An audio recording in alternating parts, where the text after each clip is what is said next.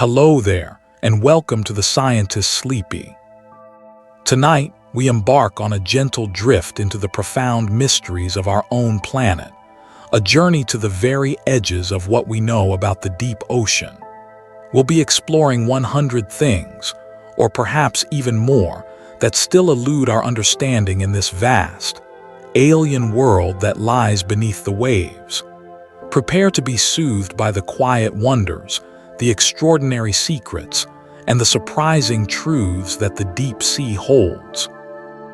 If this journey of quiet contemplation resonates with you, and you feel a gentle pull to share this peaceful space with others who seek it, please consider a soft tap of the like button.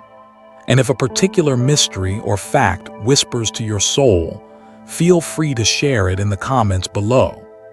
Subscribing is always an option for those who wish to continue drifting with us through the cosmos and the currents. Now, let us begin our descent into the deep. The ocean floor is a vast, unexplored frontier, holding secrets that have remained hidden for millennia. Imagine for a moment the sheer, breathtaking expanse of our planet's ocean floor.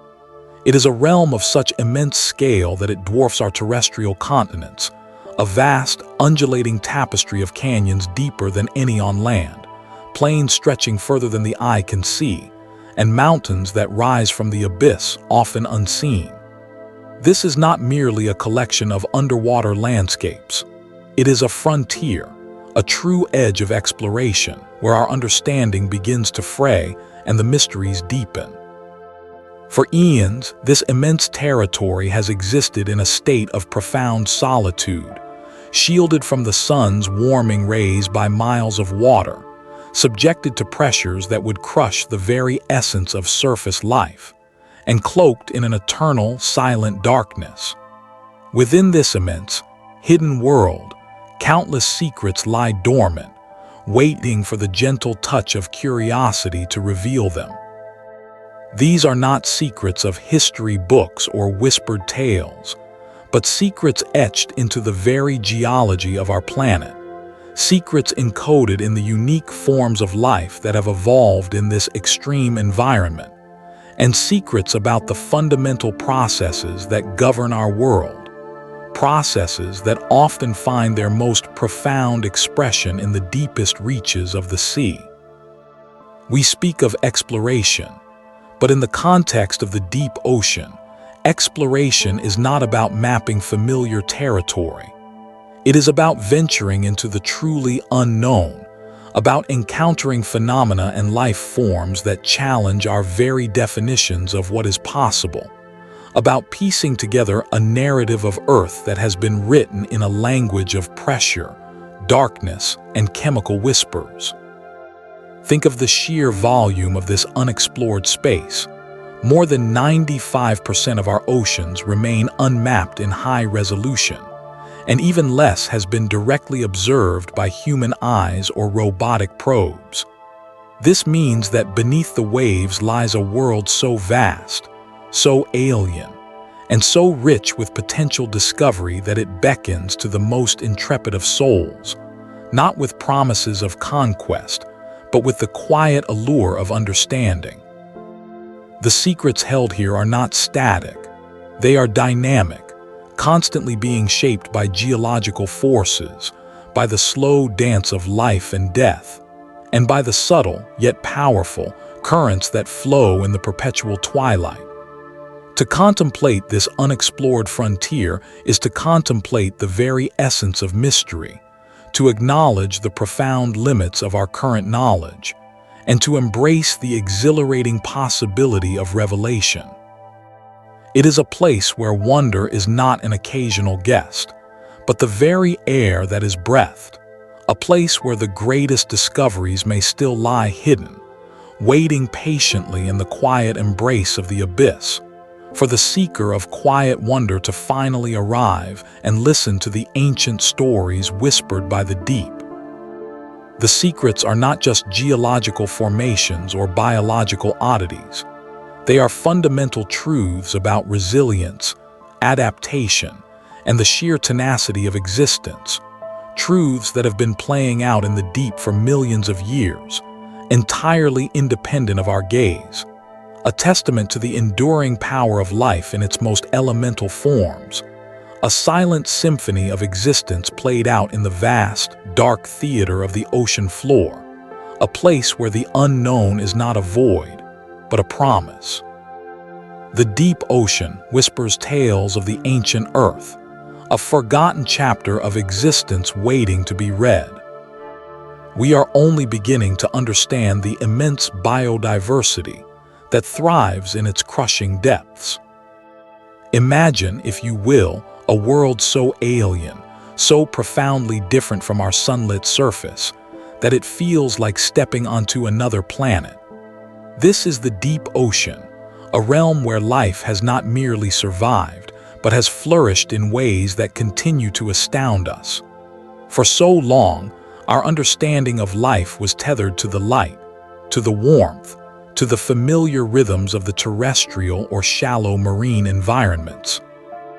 But beneath that shimmering, accessible surface lies an abyss, a vast, dark expanse where pressures are immense, temperatures are frigid, and food is scarce. Yet, within this seemingly inhospitable arena, an astonishing tapestry of life has woven itself.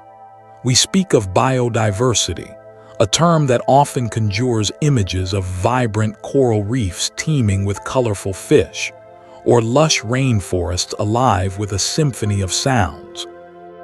But the biodiversity of the deep ocean is a different kind of wonder, a quiet, resilient, and often bizarre celebration of life's tenacious spirit.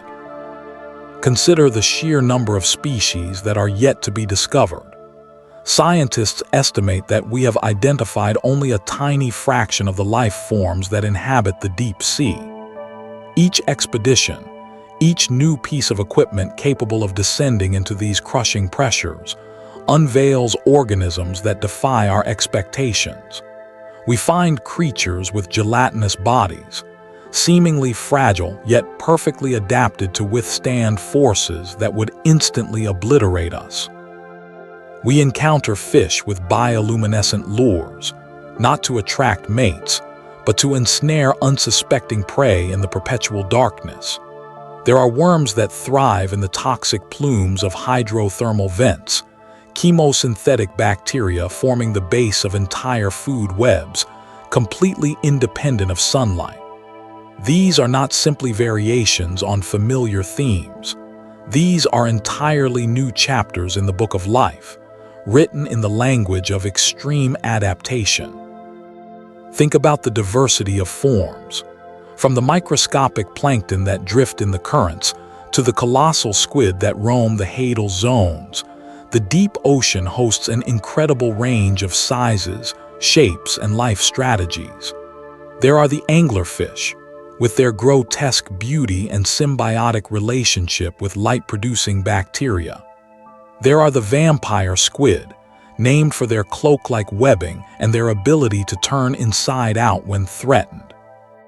There are the glass sponges, delicate structures of silica that filter nutrients from the water, some of which have lived for thousands of years, silent witnesses to the slow passage of time. The sheer variety of evolutionary pathways taken by life in the deep is a testament to nature's boundless creativity. And then there is the interconnectedness. Even in this seemingly isolated environment, ecosystems are intricately linked. The falling debris from the surface, what we call marine snow, provides a vital food source for many deep-sea inhabitants.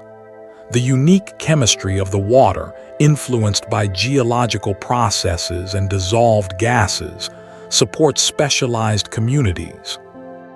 The interactions between predator and prey, scavenger and detritivore, create a complex web of dependency that we are only just beginning to map. Understanding this biodiversity is not just about cataloging species.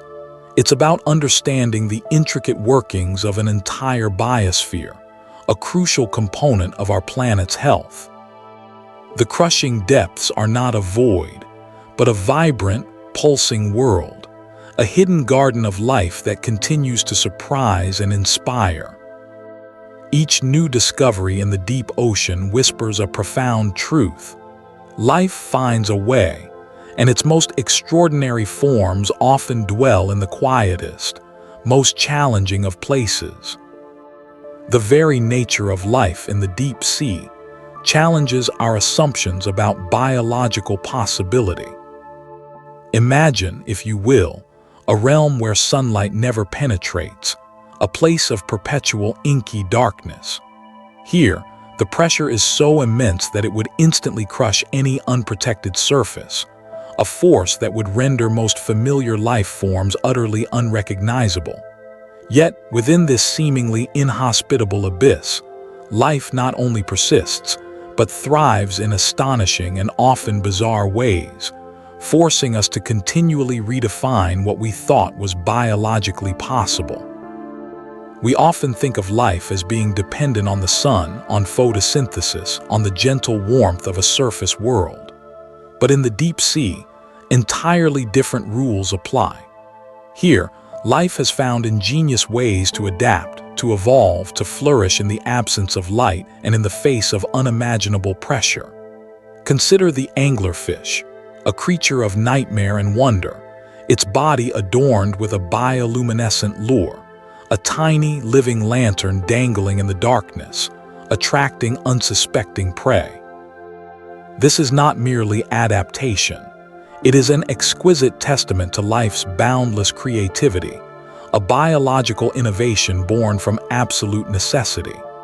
Or think of the tube worms found near hydrothermal vents, those fissures in the ocean floor that spew superheated, mineral-rich water. These giant worms, some reaching several feet in length, lack a mouth and a digestive system as we understand them. Instead, they host symbiotic bacteria within their bodies, bacteria that chemosynthesize, extracting energy from the chemicals in the vent fluid. The worms then absorb the nutrients produced by these internal microbial partners, forming a complete ecosystem around a source of heat and chemical energy, entirely divorced from the sunlit world. This is life fueled by the Earth's internal fire, a testament to the diverse energy sources that can sustain biological processes. We also find creatures that have evolved to withstand pressures that would shatter steel. Their cellular structures are reinforced. Their biochemical processes are optimized to function under this crushing weight, demonstrating a remarkable resilience and a profound understanding of molecular engineering that we are only beginning to unravel. Some deep-sea organisms are incredibly slow-growing, their metabolisms geared down to conserve energy in this food-scarce environment, living for centuries, perhaps even millennia, far beyond the lifespans we typically associate with biological entities. Their very existence challenges our notions of aging and life cycles. The diversity of forms is equally staggering. From gelatinous, ethereal beings that drift through the water column like living ghosts, to armored, alien-like creatures that scuttle across the seafloor, the deep sea is a canvas for nature's most experimental art. Each discovery adds another piece to a puzzle, revealing that our terrestrial-centric view of life is far too narrow.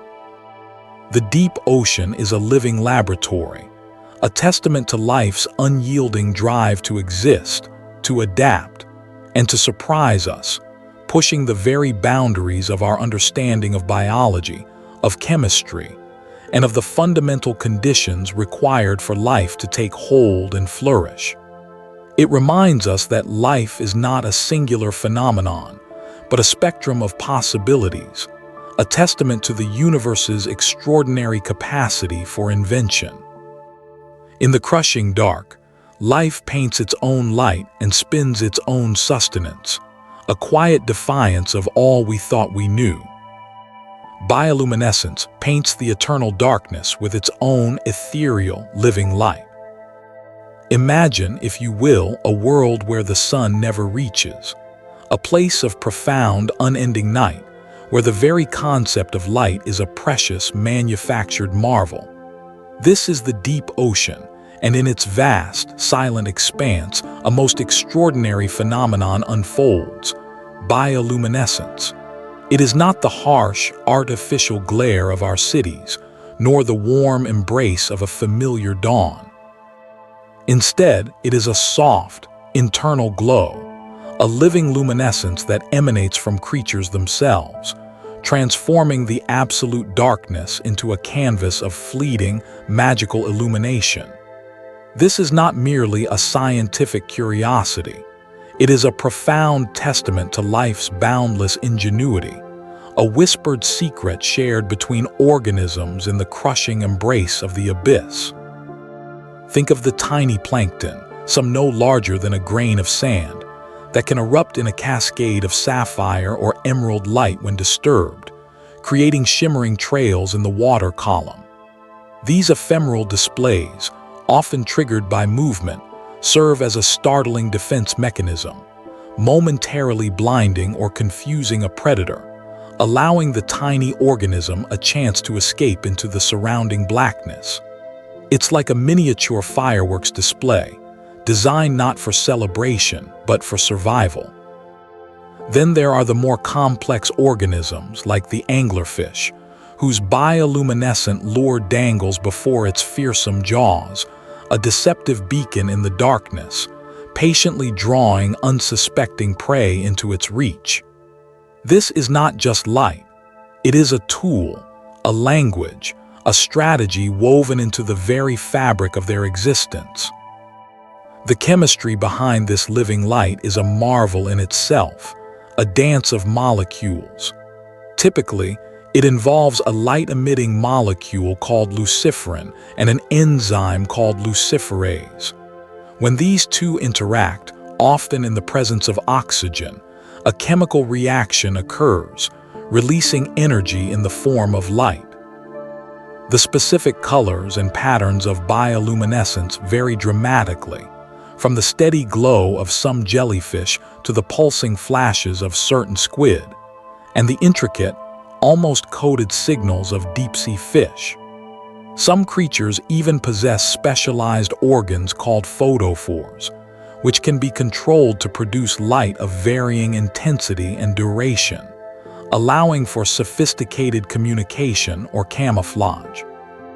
They can mimic the faint light filtering down from the surface, a strategy known as counterillumination, effectively erasing their silhouette against the dim glow above. The sheer diversity of bioluminescent organisms is astonishing. From the smallest bacteria to the largest deep-sea squid, this ability has evolved independently multiple times, a testament to its evolutionary advantage in an environment devoid of external light. It is used for attracting mates, for luring prey, for defense, and even for illuminating the immediate surroundings to better navigate or find food. Each flash, each shimmer, each faint glow is a story, a silent communication in a world where sound and touch are paramount, and light is a precious, self-generated gift.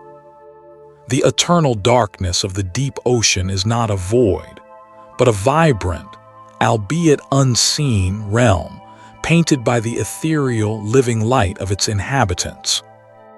The deep ocean's darkness is not empty, but alive with the quiet whispers of its own luminous heart. Hydrothermal vents host entire ecosystems fueled by chemical energy, not sunlight. Imagine, if you will, a world entirely divorced from the gentle embrace of the sun, a realm where the very concept of light is an alien notion, where perpetual twilight, or rather, eternal darkness, reigns supreme. This is the deep ocean, and within its crushing depths, a profound miracle unfolds. Life that thrives not on photosynthesis, but on chemosynthesis. These are the hydrothermal vents, often called black smokers or white smokers, spewing mineral-rich, superheated water from the Earth's crust. For decades, these oases of life were thought to be barren, desolate landscapes. But then, in the late 1970s, a submersible exploration near the Galapagos Rift revealed something extraordinary. Dense communities of bizarre, yet vibrant life clustered around these volcanic fissures. Tube worms, their brilliant red plumes waving like banners in the currents, some reaching lengths of over 2 meters, thrive here. Giant clams, their shells shimmering with iridescence, filter the nutrient-rich waters. Strange, translucent snails creep across the mineral-laden rocks, and unique species of shrimp and crabs scuttle and forage. These organisms have evolved remarkable adaptations to survive in this extreme environment. The water erupting from the vents can be hundreds of degrees Celsius, and the pressure is immense, enough to crush a submarine. Yet, life flourishes. The secret lies in the symbiotic relationship between the animals and specialized bacteria. These chemosynthetic bacteria, using hydrogen sulfide and other chemicals released from the Earth's interior as their energy source, convert these inorganic compounds into organic matter. They essentially perform a form of living chemistry, creating the very food that sustains the entire ecosystem. The tube worms, for instance, lack a mouth and a digestive tract. Instead, they house these bacteria within their bodies, absorbing the nutrients produced. The clams and mussels also host these symbiotic microbes. It's a testament to life's ingenuity, a vibrant tapestry woven from the very fabric of the planet's internal heat and chemical reactions. These vent ecosystems are not just isolated curiosities. They offer profound insights into the origins of life itself, suggesting that life may have first arisen in such environments on Earth, and perhaps even on other celestial bodies where sunlight is absent. The chemical energy, once considered a limiting factor for life, is revealed as a potent and versatile source, capable of fueling complex and diverse biological communities. The discovery of these deep-sea oases has fundamentally altered our understanding of the biosphere, demonstrating that life can indeed find a way, even in the most seemingly inhospitable corners of our planet. They are living laboratories, showcasing the resilience and adaptability of biological systems, and reminding us that our planet, in its deepest, darkest reaches, holds wonders that continue to astound and inspire. The constant flow of these mineral-rich plumes, the ebb and flow of the vent fluids, creates a dynamic environment, a perpetual cycle of creation and sustenance, where the Earth's inner fire directly ignites the spark of life. In the silent, crushing dark, the Earth's own breath whispers life into being, a testament to the boundless creativity of existence. The immense pressure of the deep ocean shapes life in extraordinary ways, creating unique adaptations. Imagine descending, ever so slowly, into the hushed, inky embrace of the deep ocean. As you drift further from the sunlit surface, a profound transformation begins to occur, not just around you, but within the very fabric of existence. This is a realm where the weight of the water above presses down with an intensity that would crush anything we know on land.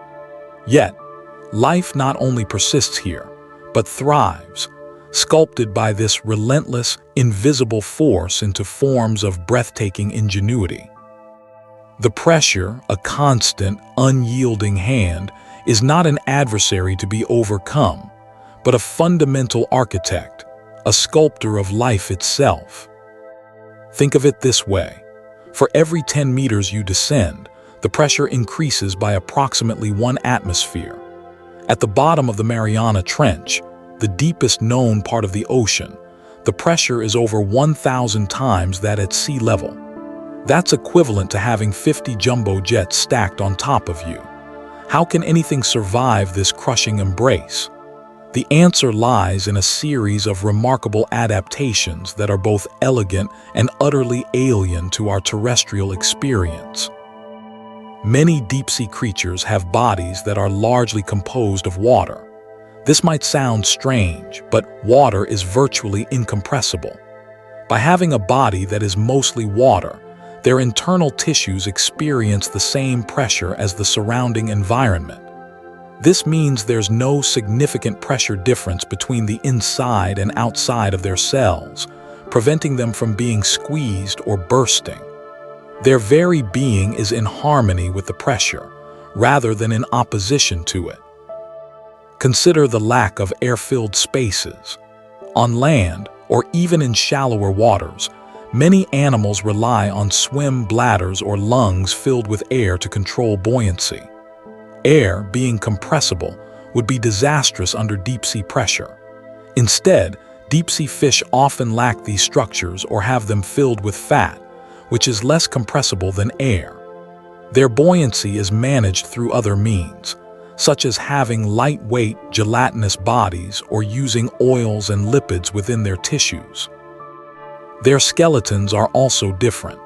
Instead of dense, heavy bones that might be brittle under such immense force, many deep-sea organisms have cartilaginous or very reduced skeletal structures. These are more flexible and can withstand compression without fracturing. Their tissues themselves are often less dense, more fragile in appearance, but perfectly suited to their environment. They are not built for robustness in the way a terrestrial animal is, but for a delicate resilience that is intrinsically linked to the pressure. Enzymes and proteins are also remarkably adapted. The biochemical processes that allow life to function must operate under extreme conditions. Deep-sea enzymes are often more stable at high pressures, and their activity can even be enhanced by it.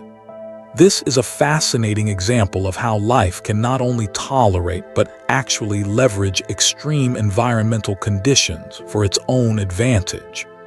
The very machinery of life has been re-engineered by the deep ocean's embrace.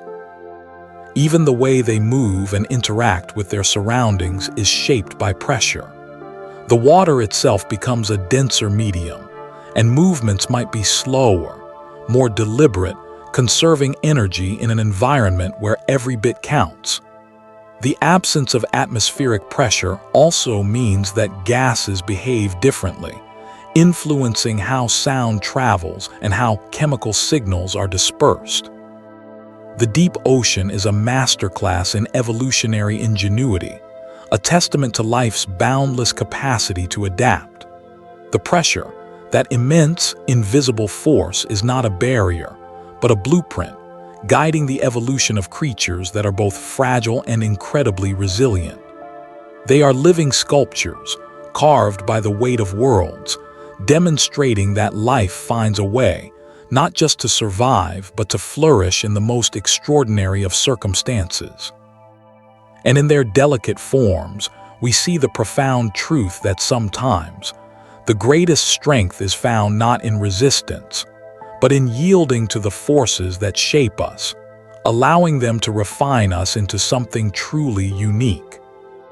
Submarine canyons are dynamic geological features, carving out hidden valleys on the seafloor. Imagine, if you will, a world far beneath the gentle sway of surface waves, a realm where light rarely, if ever, penetrates. Here, on the vast, undulating floor of our planet's oceans, lie geological marvels that rival, and in many ways surpass, the grandeur of their terrestrial counterparts. Among these are the submarine canyons. These aren't mere dips or shallow depressions.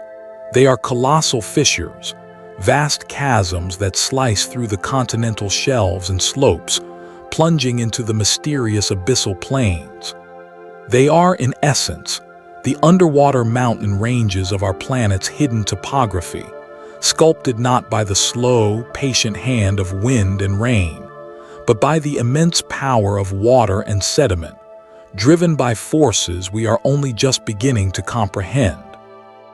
Think of them as the grand canyons of the deep, but on a scale that dwarfs even that magnificent terrestrial wonder.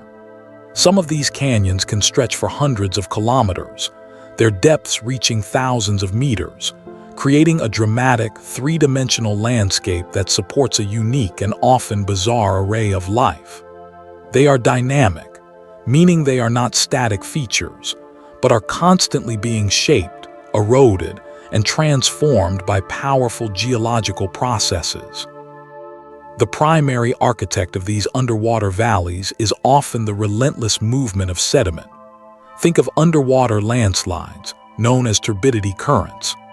These are dense, fast-moving flows of sediment and water that surge down the canyon slopes, carrying vast amounts of material with them. These currents act like powerful rivers of mud and sand, scouring the canyon walls, deepening the channels, and transporting sediment from the shallower continental shelf to the deep ocean basins. They are like immense, invisible bulldozers constantly reshaping the seafloor. The forces that create these canyons are diverse and complex. While turbidity currents are a major factor, other processes also play a role. The slow creep of gravity, pulling sediment down the slopes, contributes to erosion. The constant flow of deep ocean currents, though often subtle, can also exert a shaping influence over geological timescales. Furthermore, the geological history of the Earth itself plays a part.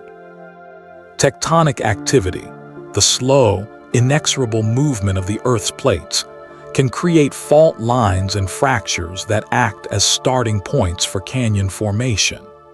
Even ancient river valleys that were submerged as sea levels rose over millennia can become the foundations for these grand underwater canyons. The life that thrives within these submarine canyons is as extraordinary as the landscapes themselves. The unique topography creates diverse habitats, offering sheltered areas, steep walls, and exposed ridges, each supporting different communities of organisms. Many species are adapted to the strong currents and the abundant food supply that turbidity currents can deliver. We find fields of deep-sea corals clinging to the canyon walls, providing complex structures that shelter a wealth of smaller creatures. Schools of fish, adapted to the dim light and cold temperatures, navigate the intricate passages. And in the deepest reaches, where the canyons open into the abyssal plains, we find creatures that seem to have drifted in from another world, their forms sculpted by the immense pressure and perpetual darkness. The study of submarine canyons is a relatively recent endeavor, and much remains to be discovered. We are still mapping their full extent, understanding the precise mechanisms of their formation, and cataloging the incredible biodiversity they harbor. These hidden valleys are not just geological curiosities. They are vital components of the oceanic ecosystem, playing a crucial role in sediment transport, nutrient cycling, and providing unique habitats for a vast array of life. They are a testament to the Earth's enduring power of creation and transformation, a reminder that even in the deepest, darkest corners of our planet, there is constant, dynamic change and a breathtaking display of life's resilience. Within these silent, submerged valleys, the Earth continues its ancient, quiet work of sculpting beauty from darkness. The role of the deep ocean in global climate regulation is still a profound mystery.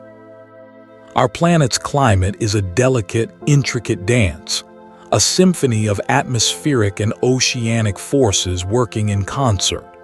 And while we often focus on the visible, on the winds that whip across continents and the currents that shape coastlines, there lies a vast, silent partner in this grand performance: the deep ocean. This immense, largely unexplored realm, stretching down into crushing pressures and eternal darkness, plays a role in regulating our planet's climate that is both critical and, frankly, still shrouded in a profound sense of mystery. Imagine the ocean as a colossal, slow-breathing entity, and the deep sea as its ancient, hidden lungs. It's not just a passive recipient of what drifts down from above. It's an active participant, a crucial buffer, and a powerful influencer of the very air we breathe and the temperatures we experience. One of the most significant ways the deep ocean influences climate is through its immense capacity to absorb and store heat. The surface waters, warmed by the sun, are constantly interacting with the atmosphere, exchanging heat and moisture. But as these surface waters cool and become denser, they begin to sink, carrying with them a substantial amount of that absorbed heat into the abyssal plains. This process, known as thermohaline circulation, is like a giant, slow-moving conveyor belt, transporting heat from the equator towards the poles and influencing global temperature distribution.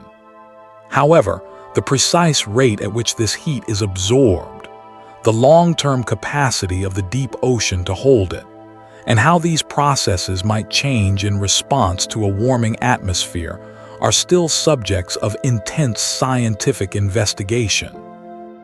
We know it's happening, but the nuances, the fine-tuning of this immense heat sink remain largely enigmatic. Beyond heat, the deep ocean is also a massive carbon sink.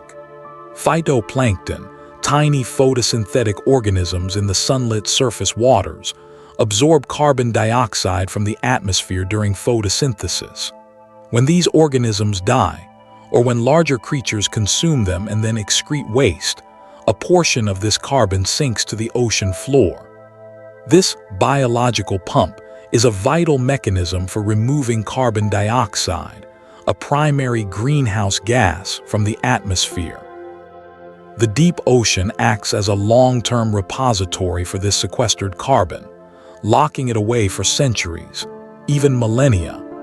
But the efficiency of this pump, the exact percentage of carbon that reaches the deep sea, and how variations in ocean chemistry, temperature, and even the presence of deep-sea organisms might affect this process are still not fully understood. We are only beginning to map the intricate pathways and the complex microbial communities that facilitate this crucial carbon transfer. Furthermore, the deep ocean's role in the global water cycle is also a significant, yet under-researched, aspect of climate regulation. Evaporation from the ocean surface is the primary source of atmospheric moisture, which then forms clouds and precipitation. While we understand the broad strokes of this cycle, the deep ocean's influence on the overall energy budget that drives evaporation, and how deep-sea processes might indirectly affect atmospheric circulation patterns, are still areas where our knowledge is limited. The sheer volume of water in the deep ocean, its thermal inertia, and its interactions with geological features on the seafloor likely have subtler, yet powerful, influences on the global climate system that we are only starting to uncover. The deep ocean is also a repository of vast amounts of dissolved gases, including oxygen and carbon dioxide. The exchange of these gases between the ocean and the atmosphere is a fundamental component of Earth's biogeochemical cycles. Changes in ocean temperature and circulation can significantly alter the ocean's ability to absorb or release these gases, creating feedback loops that can either amplify or dampen climate change. For instance, as the ocean warms, its capacity to hold dissolved gases decreases, potentially leading to more carbon dioxide being released into the atmosphere, exacerbating the greenhouse effect. The precise thresholds and tipping points for these gas exchanges in the deep ocean are critical to understanding future climate scenarios, and they remain a profound enigma. The exploration of the deep ocean is a journey into the unknown, a quest to understand the planet's most powerful climate regulator. It is a realm where pressure, darkness, and cold forge a unique environment, and where processes unfold over timescales that dwarf human comprehension. The deep ocean, in its silent immensity, holds keys to understanding not just the past and present of our climate, but also its future. It is a constant reminder of how much more there is to discover, how much more there is to learn about the interconnectedness of our world. This vast, silent realm is the planet's quiet guardian, breathing in our excess, and holding the heat of ages, a mystery whispered in the currents, a truth felt in the slow, deep pulse of the earth. Microbial life, the unseen architects of the deep, performs vital planetary functions. Beneath the crushing weight of miles of water, in the perpetual twilight and absolute darkness of the deep ocean, exists a universe teeming with life. But this is not a universe of grand whales or shimmering shoals of fish, though they too play their part. Instead, the true foundational architects of this immense realm, and indeed of our entire planet, are the microbes. These microscopic organisms, the bacteria, archaea, and viruses, are the silent, tireless engineers performing functions that are not just vital to the deep ocean's existence, but are intrinsically linked to the health and stability of Earth's entire biosphere. Imagine, if you will, a vast, invisible city beneath the waves, where every single inhabitant, no matter how small, has a crucial role to play. These microbes are the ultimate recyclers, the primary producers in environments devoid of sunlight, and the guardians of chemical balances that would otherwise spiral out of control. In the sunlit surface waters, we understand that photosynthesis, driven by sunlight, forms the base of the food web. But in the deep ocean, where sunlight cannot penetrate, a different kind of life-sustaining process takes hold: chemosynthesis. This is where our microbial architects truly shine. Around hydrothermal vents, those volcanic fissures on the ocean floor spewing superheated, mineral-rich water, entire ecosystems flourish, entirely independent of solar energy. The key players here are chemosynthetic bacteria and archaea. They harness the chemical energy released from compounds like hydrogen sulfide, methane, and ammonia, transforming these inorganic substances into organic matter. This process is akin to photosynthesis, but instead of light, they use chemical reactions as their power source. These microbes then become the primary food source for larger organisms, such as tube worms, clams, and shrimp, creating vibrant oases of life in what would otherwise be a barren, chemically hostile environment.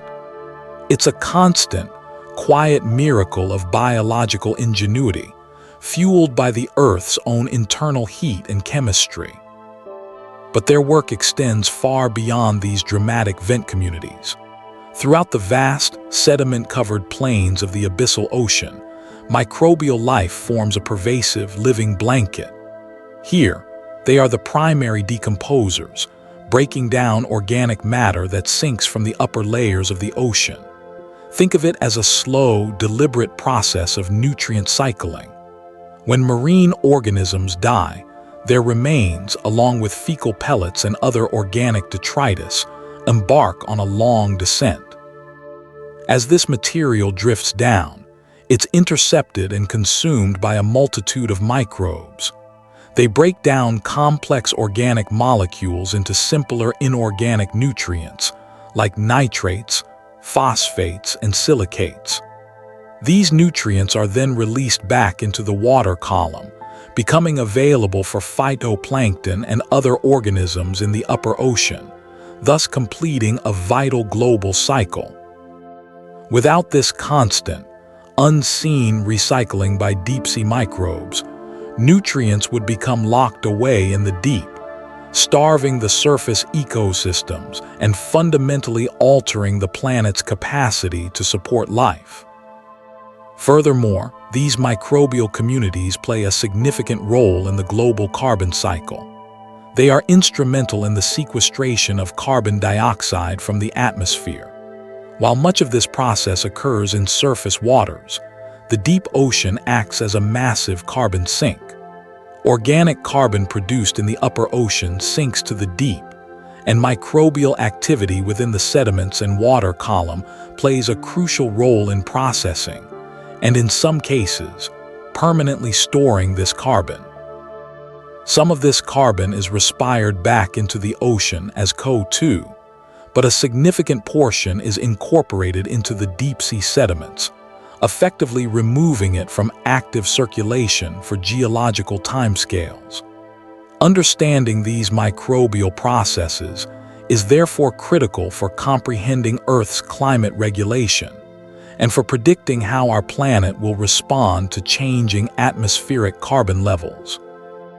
Consider also their role in the nitrogen cycle, another fundamental biogeochemical process essential for all life. Deep-sea microbes are involved in various stages of nitrogen transformation, including nitrification and denitrification, which help regulate the availability of nitrogen, a key nutrient for marine ecosystems. They also play a role in the sulfur cycle, influencing the chemical environment of the ocean and the seabed. It's a complex, interconnected web of reactions, orchestrated by these invisible inhabitants. The sheer diversity of microbial life in the deep ocean is staggering, and much of it remains undiscovered and uncharacterized. Each species, each strain, has evolved unique metabolic pathways and adaptations to thrive in specific niches. This incredible biodiversity represents a vast, untapped reservoir of biological and biochemical innovation. Many of the enzymes and compounds produced by these extremophilic microbes have potential applications in biotechnology, medicine, and industry, offering solutions to challenges we face on land. They are the unseen foundation, the persistent, tireless engine that drives the deep ocean's ecological machinery. They are the silent alchemists, transforming the raw elements of the planet into the very building blocks of life. They are the guardians of the planet's breath, mediating the cycles that sustain us all. In their microscopic existence, they whisper profound truths about resilience and interconnectedness, reminding us that even in the most seemingly inhospitable corners of our world, life finds a way, and that the grandest functions are often performed by the smallest hands. The communication methods of deep-sea creatures are as varied as they are mysterious. Imagine a world bathed in perpetual twilight or absolute darkness, where the usual cues of sight and sound are dramatically altered. This is the realm of the deep ocean, and here, life has evolved extraordinary ways to connect, to signal, to find one another, and to thrive in ways that continually surprise us. It's a symphony played out in the absence of light, a silent language spoken in pulses of energy, in intricate chemical trails, and in subtle vibrations that ripple through the immense pressure. One of the most visually striking forms of communication, especially in the mesopelagic and bathyal zones where sunlight barely penetrates, is bioluminescence. This is not just a passive glow, it's an active, deliberate language. Many deep-sea animals, from the smallest plankton to larger fish and even some cephalopods, can produce their own light. This can be for a dazzling array of purposes. Some use flashes to startle predators, a sudden burst of brilliance to momentarily blind and escape. Others use it as a lure, a gentle, pulsing beacon to attract unsuspecting prey closer. Think of the anglerfish, with its glowing esca dangling like a miniature luminous temptation. For some species, bioluminescence is a form of courtship, a unique pattern of flashes and colors that signals readiness to mate and identifies potential partners.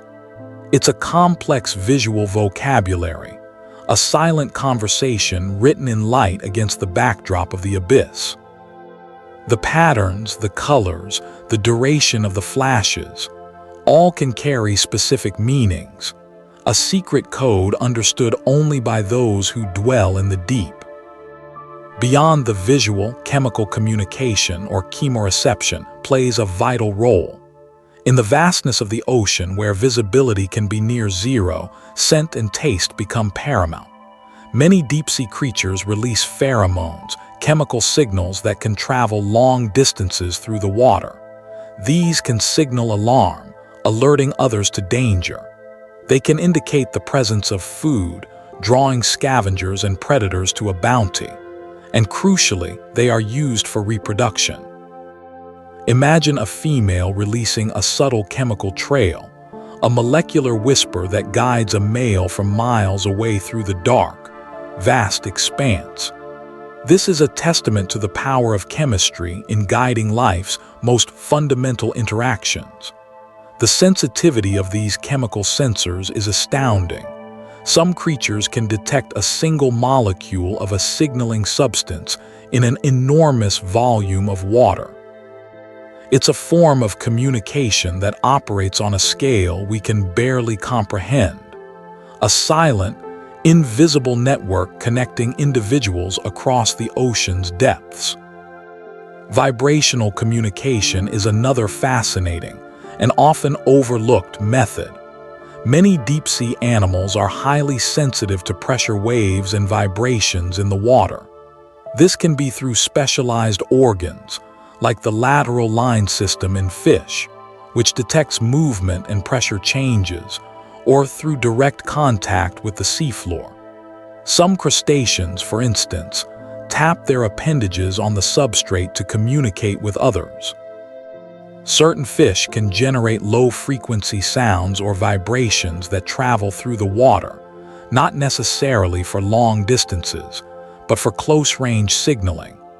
This can be used to establish territory, to warn off rivals, or even to coordinate group behaviors, though such coordination is less common in the solitary lives many deep-sea dwellers lead. It's a way of feeling the presence of others, of sensing the subtle rhythms of the deep. The sheer diversity of these methods is astonishing. We see species that have evolved highly specialized organs for light production, others with incredibly refined chemosensory systems, and still others attuned to the faintest tremors in the water. The mysterious aspect comes from the fact that we are only beginning to decipher these languages. Much of what we observe is correlation, not yet full comprehension. We see a pattern of bioluminescence, and we infer its purpose. We detect a chemical gradient, and we hypothesize its role in reproduction or feeding. But the nuances, the subtleties, the full grammar of these deep-sea conversations remain largely elusive, a testament to the vastness of our ignorance and the boundless ingenuity of life. It's a reminder that the ocean's depths are not a silent void, but a vibrant, communicating world, speaking in tongues we are only just starting to learn. In this deep, silent world, life finds a way to speak, to connect, to share its existence through a language of light, chemistry, and vibration, a profound echo of connection in the dark. The potential for novel biochemical compounds and medicines within the deep ocean is immense. Imagine, if you will, a vast, silent library, not of books, but of life itself, tucked away in the crushing darkness of the deep ocean. This is a realm where life has evolved under immense pressure, in perpetual cold and with no hint of sunlight, for millions upon millions of years. These ancient lineages, these resilient organisms, have developed extraordinary strategies to survive and thrive in conditions that would instantly obliterate most life as we know it. And within these strategies lie incredible biochemical secrets, compounds and molecules that our surface world biology has never encountered or perhaps has only dimly glimpsed. Think of the sponges, sessile creatures that cannot flee predators, yet they flourish. How do they do it? Many rely on a sophisticated arsenal of chemical defenses, producing potent toxins or compounds that deter herbivores. These are not just simple poisons. They are intricate molecular structures, honed by evolution to be highly specific and remarkably effective. Some of these compounds, when isolated and studied, have shown remarkable properties. For instance, certain sponges have yielded compounds that exhibit potent anti-cancer activity, capable of inhibiting the growth of tumor cells in laboratory settings. Others have demonstrated antiviral properties, offering potential new avenues for combating infectious diseases that have long challenged human medicine. Then there are the deep-sea microbes, the bacteria and archaea that inhabit everything from the crushing depths of the Mariana Trench to the nutrient-rich waters around hydrothermal vents. These tiny organisms are the original chemists of our planet, and they have developed an astonishing array of enzymes and metabolic pathways to process energy and build their cellular machinery in extreme environments. Some of these enzymes are incredibly stable, able to function at high temperatures and pressures, making them invaluable tools for industrial processes and for scientific research, like PCR, the polymerase chain reaction, which revolutionized molecular biology. Beyond these, consider the unique adaptations of deep-sea fish and invertebrates. Many produce specialized compounds to cope with the extreme pressure, to avoid freezing in the frigid waters, or to communicate in the darkness. Some deep-sea organisms have evolved bioluminescent capabilities, and the chemical reactions that produce this living light are complex and fascinating, potentially offering insights into new imaging technologies or even therapeutic applications. The deep ocean is, in essence, a vast, untapped reservoir of natural products, a living pharmacy that has been evolving in isolation for eons. The challenge is that accessing these resources is incredibly difficult and expensive. The extreme depths require specialized submersibles and remotely operated vehicles, and the collection of samples is a delicate and complex operation. Furthermore, many of these organisms are slow-growing, and it is crucial that any exploration and harvesting is done sustainably, ensuring that these precious ecosystems are not harmed.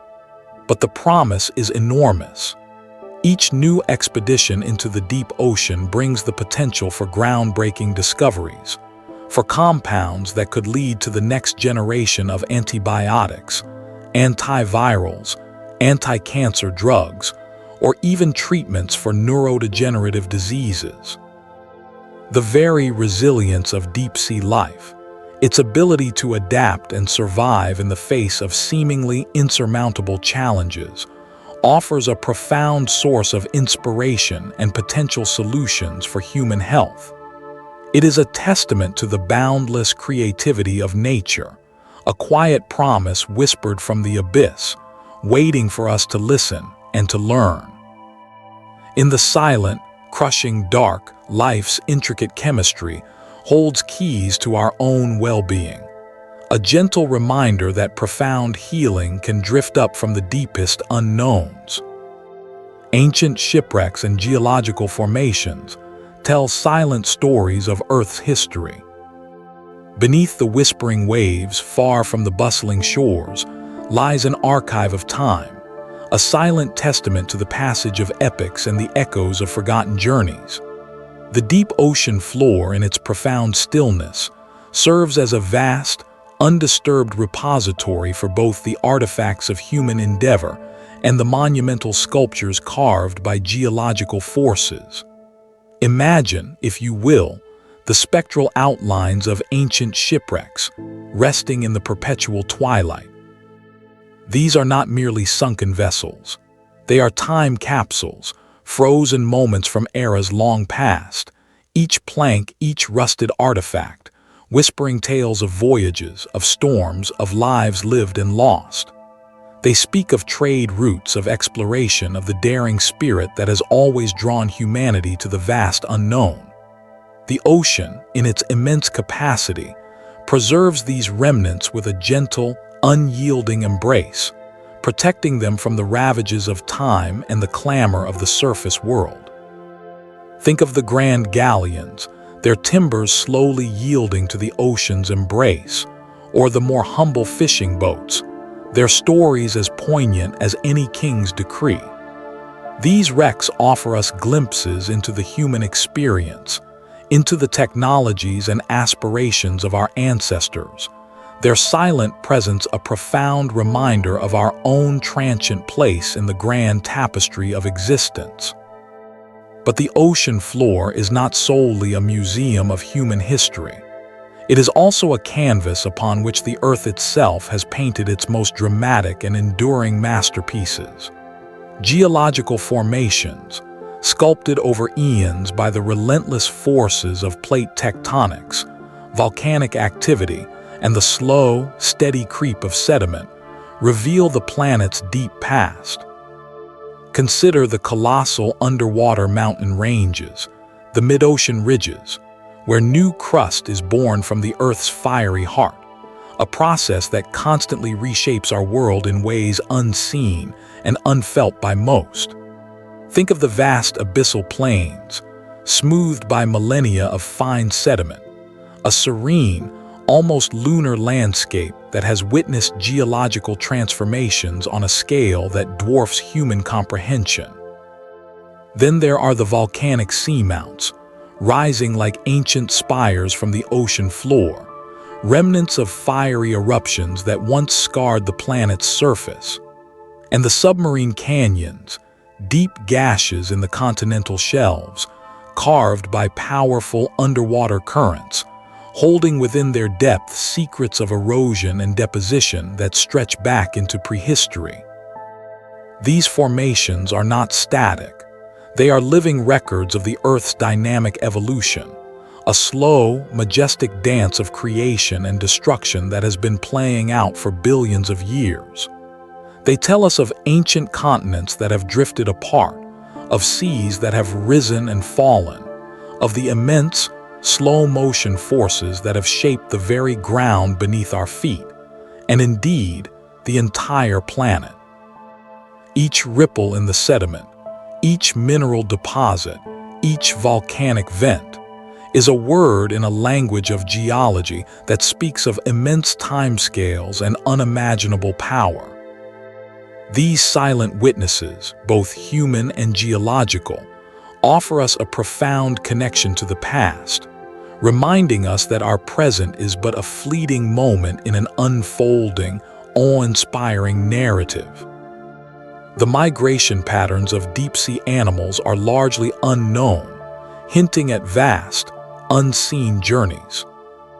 Imagine, if you will, a world of perpetual twilight and immense pressure, a realm where the familiar rules of our sunlit surface seem to fade into a gentle hum of unseen forces. This is the deep ocean, a place so vast, so profound, that even our most ambitious explorations reveal only fleeting glimpses of its true inhabitants. And among the most captivating of its mysteries are the journeys undertaken by its creatures. We speak of migration, a word that conjures images of birds in formation or herds across sun-drenched plains. But in the deep sea, these migrations are whispers in the dark, vast, unseen journeys that paint a silent, profound narrative across the abyssal plains and through the crushing depths. Consider the sheer scale of this unknown. We have, through remarkable technological advancements, begun to tag and track some surface-dwelling marine animals, observing their epic voyages across oceans. But extending this to the deep sea presents a formidable challenge.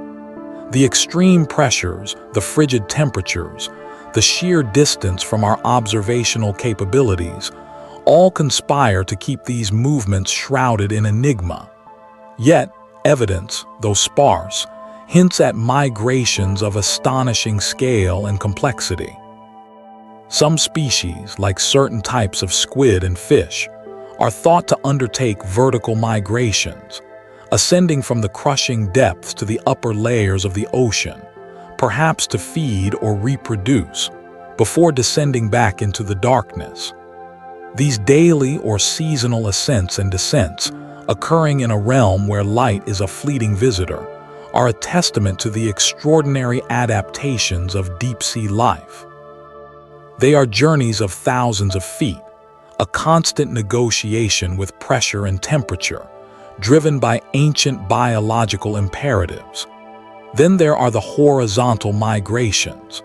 While we may not see them in the same way we see whales breaching or salmon returning to their spawning grounds, there are indications that deep-sea creatures traverse immense distances across the ocean floor. Perhaps they follow subtle shifts in currents, seeking out ephemeral food sources, or perhaps they are drawn by the magnetic pull of their ancestral breeding grounds, signals we are only beginning to decipher. The sheer volume of biomass in the deep ocean suggests that these movements are not isolated events, but rather a fundamental aspect of the ecosystem's functioning.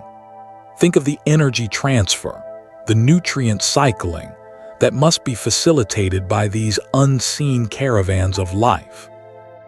The deep ocean is not a static, unchanging void. It is a dynamic, interconnected world, and migration is its silent circulatory system. We are only just beginning to develop the tools to truly observe these journeys. Advanced sonar, deep-sea imaging, and sophisticated tracking devices are slowly peeling back the layers of this mystery. Each new discovery, each faint signal detected, adds another brushstroke to our understanding of these vast, unseen voyages. We might observe a particular species congregating in a certain area at a specific time of year, a subtle clue that suggests a regular movement. Or we might find evidence of a species in a location where it was previously unknown, hinting at a dispersal pattern that extends far beyond our current comprehension. The implications of these unknown migrations are profound. They speak to the interconnectedness of the global ocean, suggesting that events in one part of the world can influence life in the deepest trenches. They highlight the importance of preserving these vast, unexplored regions, for we do not yet understand the full extent of their ecological significance. These journeys are not merely biological phenomena. They are narratives written in the language of survival, adaptation, and the enduring spirit of life. They are a reminder that even in the deepest darkness, there is constant movement, constant purpose, a silent ballet of existence playing out on a stage of unimaginable scale. The deep sea, in its quietude, holds within it the echoes of journeys we can only begin to imagine, a testament to the persistent, wondrous drive of life itself. These unseen journeys, whispered through the crushing dark, remind us that even in stillness, life is always in motion, forever seeking, forever becoming. The impact of human activities, even far from shore, reaches the deepest parts of the ocean. It's a thought that can feel both vast and intimate, this idea that our presence, our actions, ripple outwards, touching even those places we imagine to be utterly untouched, utterly remote. When we think of the deep ocean, we often conjure images of an alien world, a place of crushing pressures, perpetual darkness, and life forms so strange they seem to belong to another planet. And in many ways it is. Yet this deep, dark world is not as isolated as we might believe. Even in the trenches that plunge miles below the surface, far from any coast, the subtle, and sometimes not so subtle, fingerprints of human activity are being found. Consider the pervasive presence of microplastics. These tiny fragments, born from the breakdown of larger plastic items we discard, are carried by ocean currents, sinking slowly through the water column.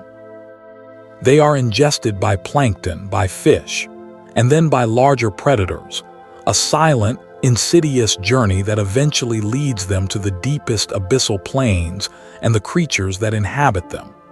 Studies have found these microscopic pollutants in the stomachs of deep-sea organisms, in sediments collected from the deepest trenches, a stark reminder that our waste doesn't simply disappear. Then there's the issue of chemical pollution. Persistent organic pollutants, heavy metals, and other industrial byproducts, though released near shore or even inland, can travel vast distances through atmospheric deposition and ocean currents. These substances can accumulate in the tissues of marine life, biomagnifying as they move up the food chain, eventually reaching the apex predators of the deep or settling into the sediment, altering the very chemistry of these remote environments. Even the soundscape of the ocean is changing. Noise pollution from shipping, seismic surveys, and even military sonar can penetrate to incredible depths, disrupting the delicate communication and navigation of deep-sea creatures that rely on sound to find prey, mates, and avoid danger. The deep ocean, once thought to be a silent, pristine realm, is now echoing with the reverberations of our world. Furthermore, the warming of the planet, driven by our emissions of greenhouse gases, is not confined to the surface waters. Heat is being absorbed by the ocean, and this warming effect is slowly, inexorably, penetrating to the deepest layers, potentially altering the delicate thermal balances that govern the life cycles and distribution of deep-sea species. The very oxygen levels in the deep ocean can be influenced by global changes. The deep ocean plays a critical role in regulating Earth's climate, absorbing vast amounts of carbon dioxide. However, the rate at which it can do this is not infinite, and the changing chemistry and temperature of the water can affect its capacity to act as a carbon sink, creating feedback loops that further exacerbate global warming. The deep sea is not a separate entity, a world apart from our own. It is an integral part of the Earth's interconnected systems, and the consequences of our actions, however distant they may seem, inevitably find their way to its most profound depths. It's a humbling realization that even in the most remote and seemingly inaccessible corners of our planet, the story of humanity is being written, not in ink, but in plastic fragments, chemical residues, and altered temperatures. And so, even in the deepest dark, your world is a reflection of ours, a quiet testament to our shared existence. The sheer scale of the deep ocean means we have explored less of it than the surface of Mars. Imagine for a moment the vastness that surrounds our planet. We often gaze up at the stars, at the distant galaxies, and feel a sense of awe at the sheer immensity of the cosmos. But beneath the gentle waves that cradle our continents lies a realm that is, in many ways, even more alien and less understood than the surface of other worlds.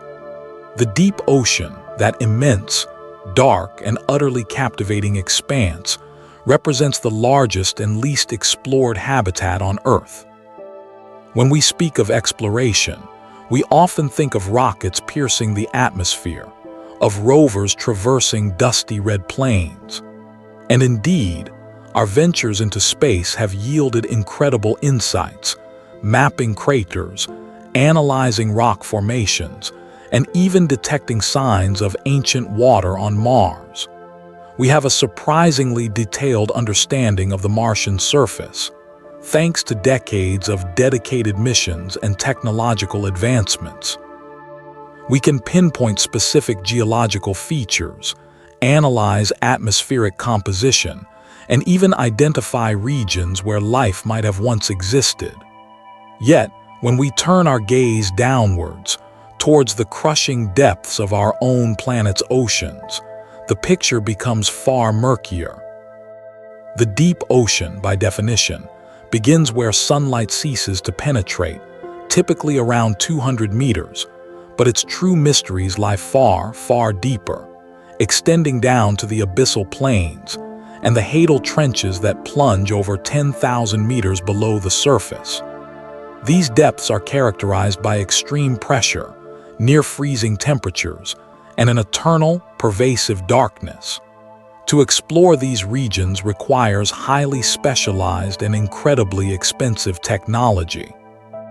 Submersibles, remotely operated vehicles (ROVs), and autonomous underwater vehicles (AUVs) are our eyes and ears in this alien world, but their reach, while growing, is still remarkably limited. The sheer volume of water to cover is staggering. If you were to imagine the entire volume of the Earth's oceans, the deep sea constitutes the overwhelming majority of it. Think of it like this.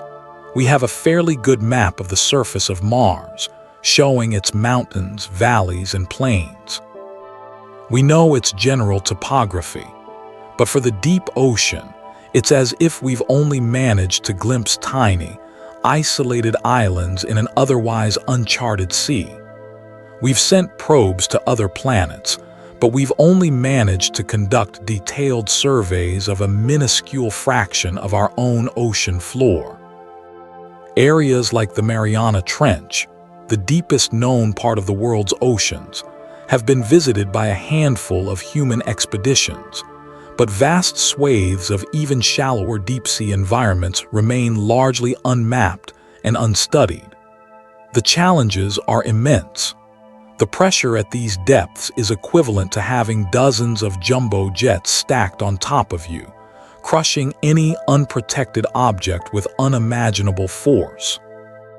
The cold is absolute, and the darkness is complete, broken only by the faint, ethereal glow of bioluminescent creatures. Even sending simple sensors down requires robust engineering. So, while we can marvel at the images of Olympus Mons on Mars, we are still largely in the dark about the geological processes, the biological communities, and the sheer biodiversity that exists in the trenches and abyssal plains of our own planet. It's a humbling realization, isn't it? That the most mysterious and unexplored frontier might not be in the distant void of space, but right here, beneath our very feet, or rather, beneath our very boats. This disparity in exploration highlights the vastness of what remains unknown, a testament to the profound and enduring mysteries that our own world still holds. Our own planet's deepest realms remain more mysterious than the surface of a neighboring world. The geological processes that shape the ocean floor are ongoing and often violent. Imagine, if you will, the very foundation of our planet, a colossal and dynamic canvas where immense forces are constantly at play, sculpting and reshaping the ocean floor in a perpetual dance of creation and upheaval.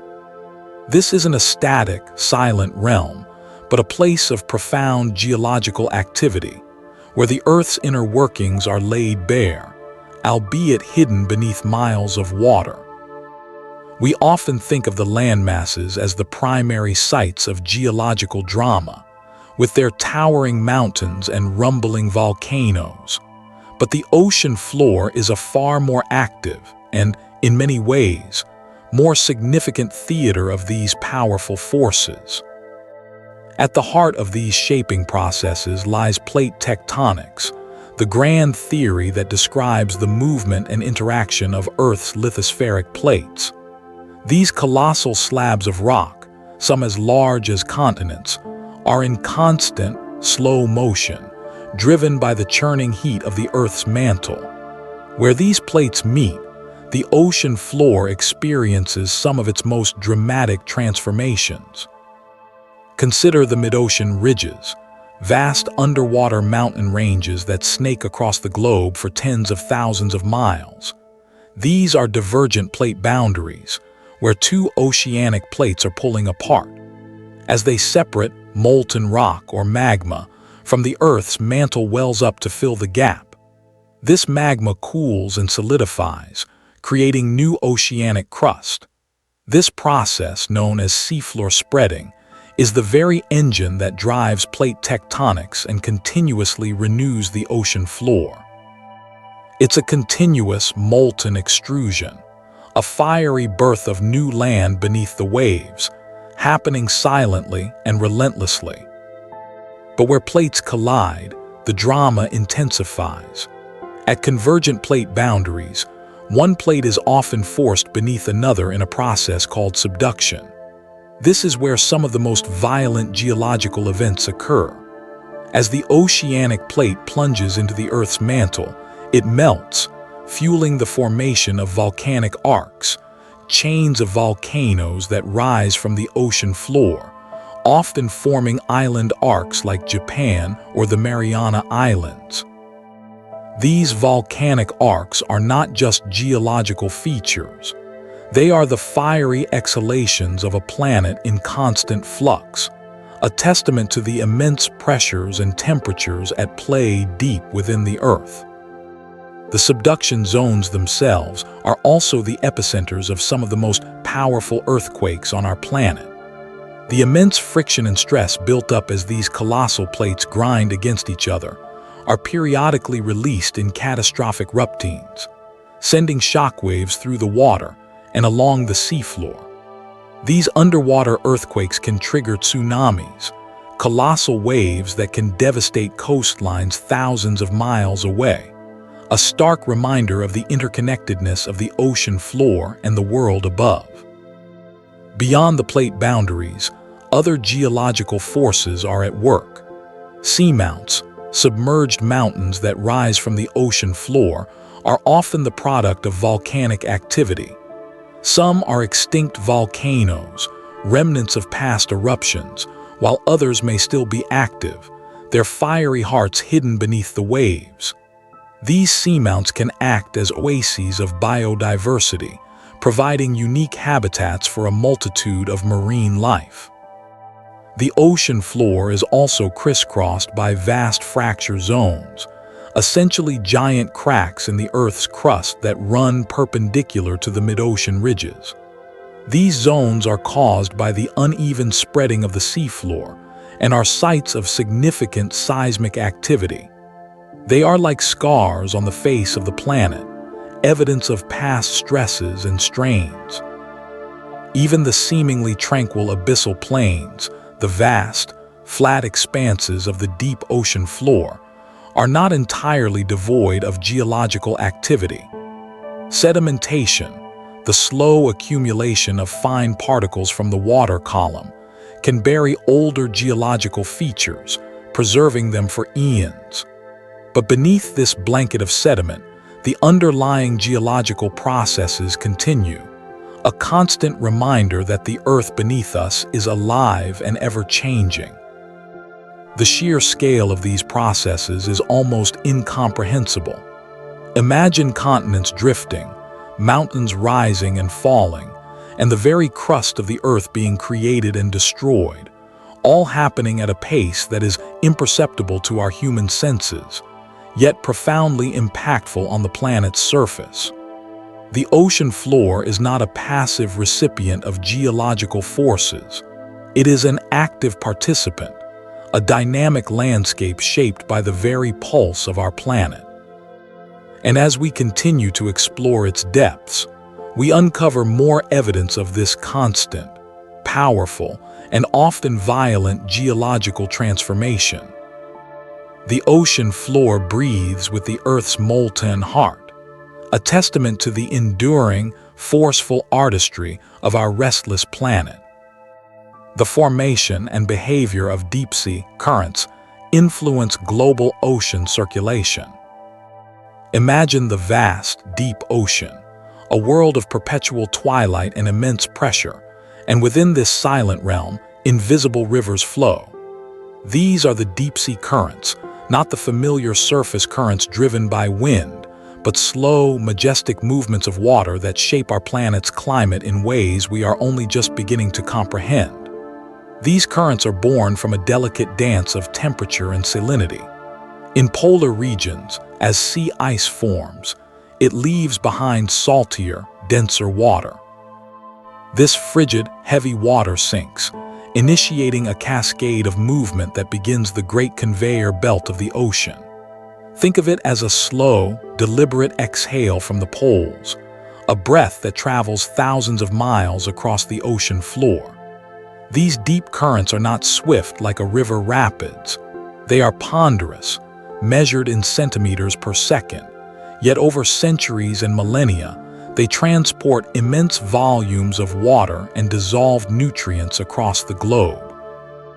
They are the planet's circulatory system, carrying heat from the equator towards the poles and oxygen from the surface to the deepest trenches, sustaining life in places where sunlight never reaches.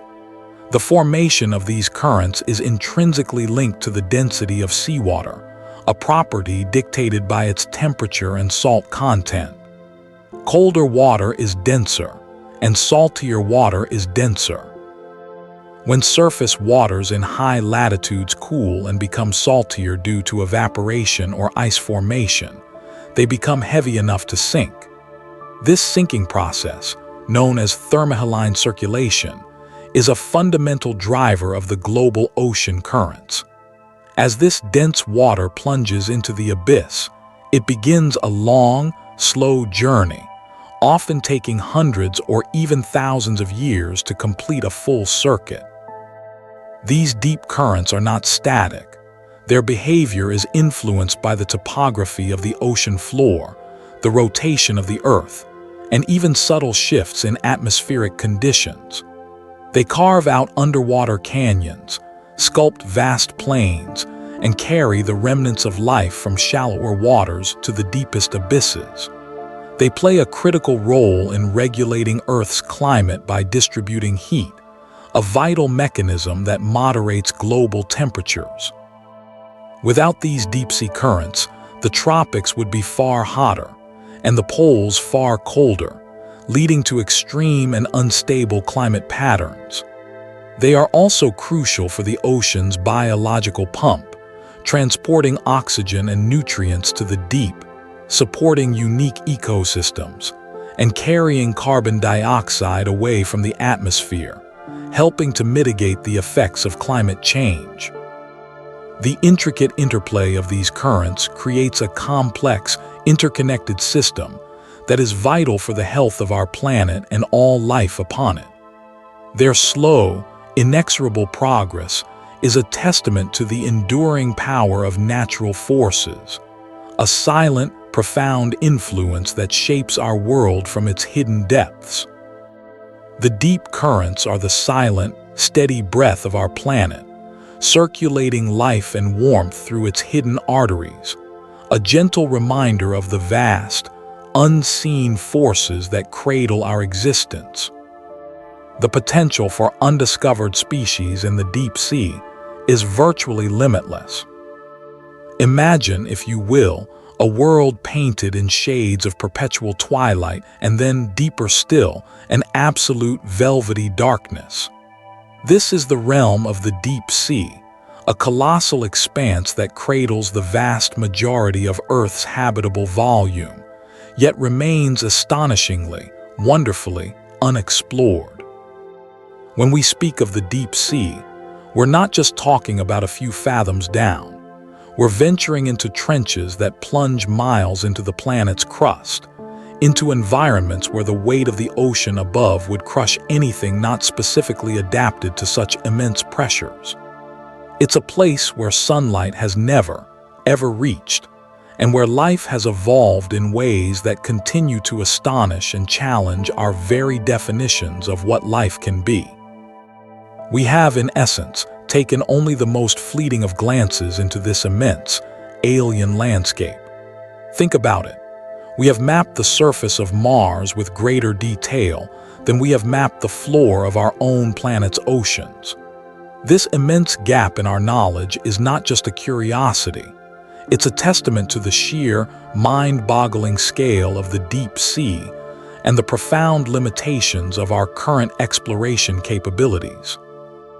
We deploy submersibles, remotely operated vehicles, and sophisticated sonar systems. And with each expedition, with each new dive into these abyssal plains and trench systems, we are met with the unexpected.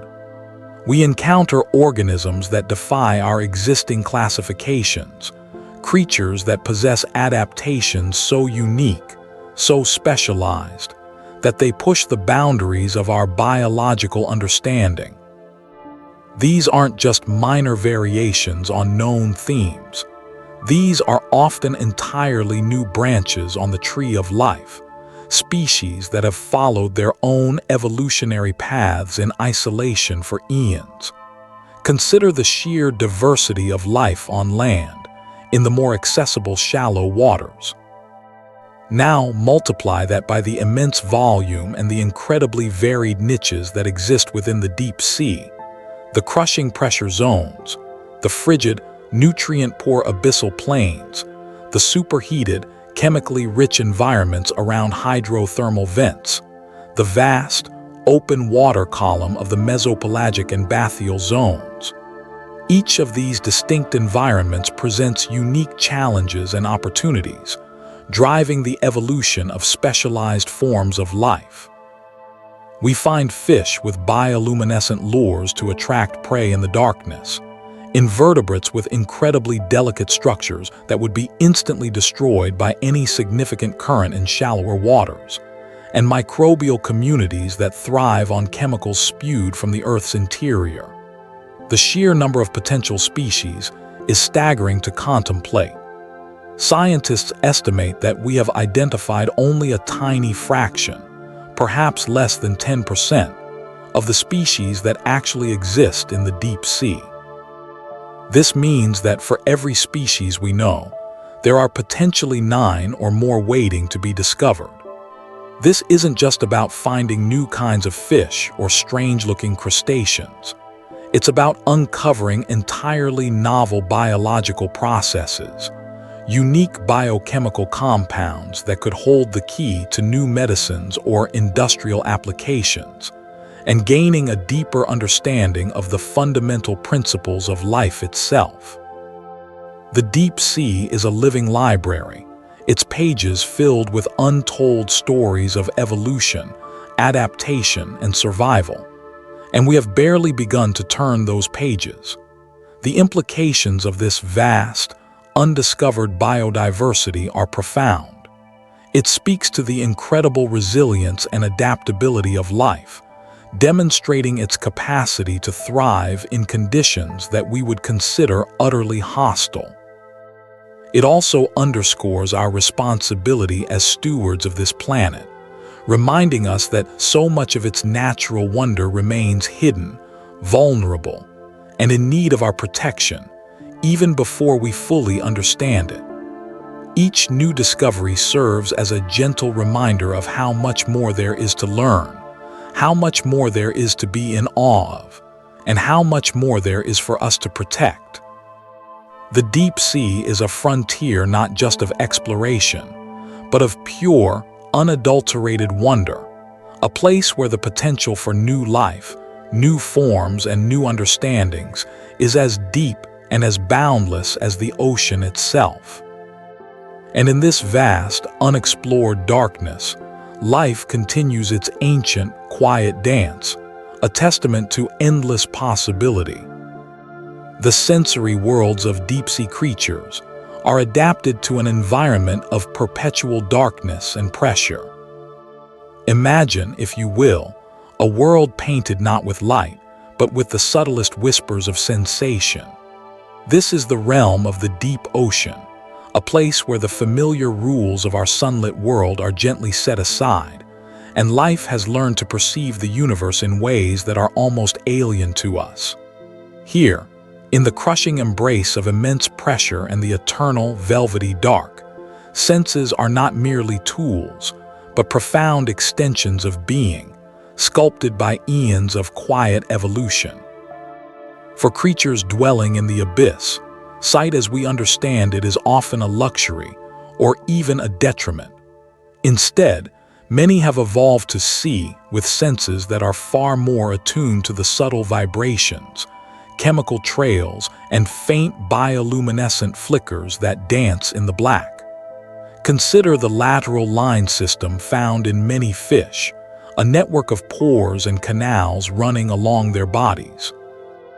This remarkable organ acts like a living sonar, detecting minute changes in water pressure caused by the movement of prey, predators, or even distant currents. It allows them to navigate, to hunt, and to avoid danger in a world where visual cues are scarce.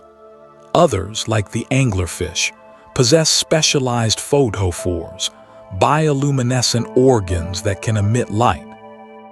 This light isn't for illumination in the way we use a lamp. It's a lure, a beacon to attract unsuspecting prey closer, or a means of communication in the silent, inky expanse.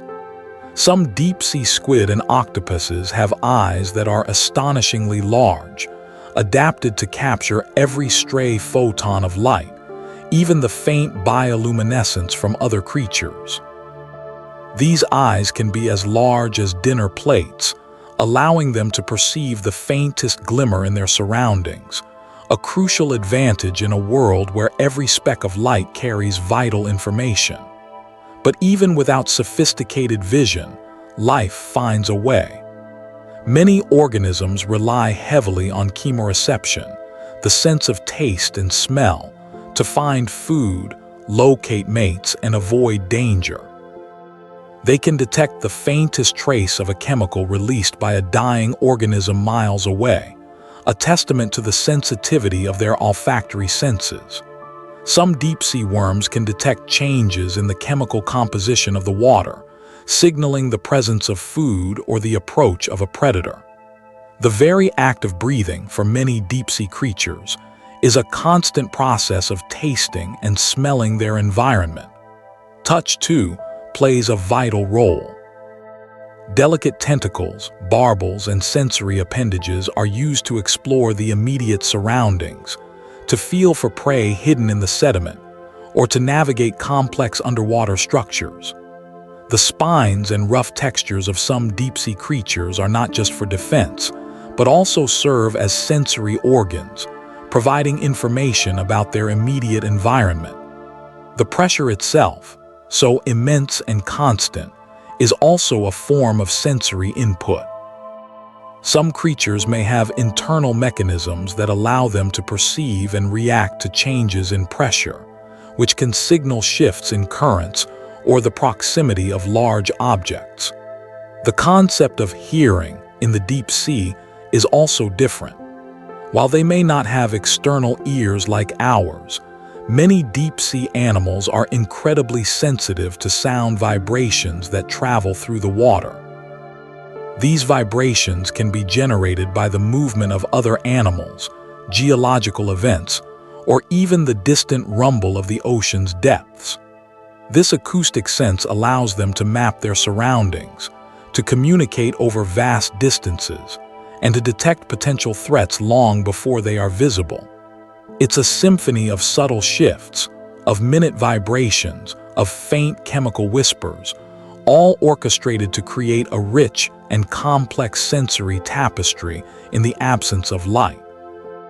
The adaptations are so profound, so beautifully tailored to this extreme environment, that they inspire a deep sense of awe at the sheer ingenuity of life. It's a reminder that our human senses, while remarkable, are just one way of experiencing the universe. In this silent, high-pressured dark life perceives not with a flood of light, but with a tapestry woven from the faintest whispers of touch, taste, and vibration, a profound testament to existence's boundless creativity. The life cycles and reproductive strategies of many deep-sea organisms are still poorly understood. Imagine, if you will, a world bathed in perpetual twilight, or perhaps an absolute velvety darkness. This is the deep ocean, a realm so vast and so alien that even the most familiar of Earth's processes become mysteries. Among these profound enigmas are the very foundations of life itself. How these creatures are born, how they grow, and how they continue their lineage. We might picture a deep-sea anglerfish, its bioluminescent lure a beacon in the abyss, but how does it find a mate in such an immense, sparsely populated expanse? For many species, reproduction is a feat of extraordinary adaptation. Some, like certain deep-sea worms, might release millions of eggs and sperm into the water column, a gamble against the currents, hoping for a chance encounter. Others have evolved truly remarkable strategies. Consider the phenomenon of sexual parasitism, where a tiny male, having found a female, fuses himself to her body, becoming little more than a sperm-producing appendage for the rest of his life. This ensures that a mate is always at hand, a stark contrast to the immense energy expended in searching. Then there are the creatures that live solitary lives, perhaps for years, only to converge for a brief, synchronized spawning event, the triggers for which remain largely unknown. The sheer pressure and cold of the deep ocean likely play significant roles, slowing down metabolic processes and influencing the timing of these crucial life events. We observe fleeting glimpses, a rare sighting of a larval form, a peculiar anatomical feature suggesting a unique reproductive method. But these are often isolated pieces of a much larger, intricate puzzle. The journey from egg to adult in the deep sea is a testament to life's tenacious drive, often unfolding over incredibly long timescales, with generations of unseen development occurring in the silent, crushing depths. The very concept of a typical life cycle, so familiar to us in shallower waters, often dissolves into a spectrum of astonishing variations. Some deep-sea fish, for instance, are thought to be hermaphroditic, possessing both male and female reproductive organs, allowing them to reproduce with any individual they encounter. This can be a significant advantage in environments where finding a mate of the opposite sex might be a rare and energetically costly endeavor. The larval stages of many deep-sea invertebrates are also poorly understood. These planktonic young may drift for vast distances, carried by deep ocean currents, before settling in suitable habitats to metamorphose into their adult forms. The cues that guide them to these specific locations and the environmental conditions they endure during this vulnerable phase are subjects of intense scientific curiosity. Furthermore, the reproductive rates of deep-sea organisms are often incredibly slow. Due to the scarcity of food and the low metabolic rates associated with the cold, high-pressure environment, many species may take decades, or even centuries, to reach sexual maturity. This slow reproductive cycle makes them particularly vulnerable to environmental changes and overexploitation, highlighting the delicate balance of these ecosystems. The mechanisms by which these creatures detect and attract mates in the darkness are also a source of wonder. While bioluminescence is known to play a role in signaling for some species, the precise nature of these visual displays, and whether they are species-specific or more general attractants, is often unclear. Chemosensory cues, the release of pheromones into the water, are also likely to be critical, but detecting and interpreting these subtle chemical messages across vast distances remains a significant challenge for researchers. Even the very act of mating can be a perilous affair. Some deep-sea species have evolved specialized appendages or behaviors to facilitate physical contact in the immense pressure, while others may rely on external fertilization, releasing gametes into the water column with the hope that fertilization will occur. The success rates of these reproductive strategies are largely unknown, as are the specific environmental factors that influence them. The deep ocean is a silent theater of life's most fundamental acts, where evolution has sculpted reproductive marvels that continue to elude our full comprehension. Each discovery, however small, opens a new window into the ingenious ways life persists and perpetuates itself in one of Earth's most extreme environments. In the silent, crushing dark, life finds its ancient ways, a whispered promise carried on unseen currents, a testament to a future softly unfolding. The role of the deep ocean in carbon sequestration and nutrient cycling is crucial but complex. Imagine, if you will, a vast, silent engine, humming with a purpose so fundamental it underpins the very habitability of our planet. This engine resides not in the bustling cities or the sun-drenched fields, but in the profound, crushing darkness of the deep ocean. Here, in realms where sunlight has never reached, a slow, continuous ballet of life and chemistry unfolds, orchestrating the fate of carbon and the distribution of vital nutrients across our globe. For millennia, this immense, hidden system has quietly regulated Earth's climate, absorbing vast quantities of atmospheric carbon dioxide, a greenhouse gas that, left unchecked, would render our world inhospitable. The deep ocean acts as a colossal carbon sink, a planetary lung breathing in what the surface world exhales. This sequestration isn't a simple act of absorption. It's a multifaceted, intricate process. Phytoplankton, those microscopic plants that drift in the sunlit upper layers, are the initial players. Through photosynthesis, they capture carbon from the atmosphere, forming the base of the marine food web. When these organisms, or the creatures that consume them, die, they embark on a long descent. This biological pump is a critical pathway for carbon to move from the surface to the deep. As they sink, some of this organic matter is consumed by other organisms, releasing carbon back into the water column. However, a significant portion eventually reaches the seafloor, where it can be stored for centuries, even millennia, effectively locking away atmospheric carbon. This process is not just about dead organisms. Living creatures also play a role. Many deep-sea animals ingest organic particles, process them, and then release denser fecal pellets, which sink more rapidly, further aiding carbon transport. The sheer volume of water in the deep ocean means that even small efficiencies in this process translate into enormous amounts of sequestered carbon. But the deep ocean's role extends far beyond carbon. It is also a vital hub for nutrient cycling. Essential elements like nitrogen, phosphorus, and iron, which are often scarce in the open ocean's surface waters, are concentrated in the deep.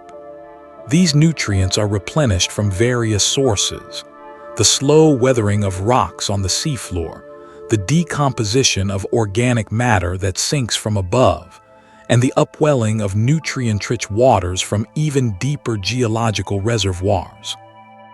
These deep-sea nutrients are then gradually brought back to the surface through complex ocean currents and phenomena like seasonal upwelling events, fertilizing the surface waters and supporting new blooms of phytoplankton.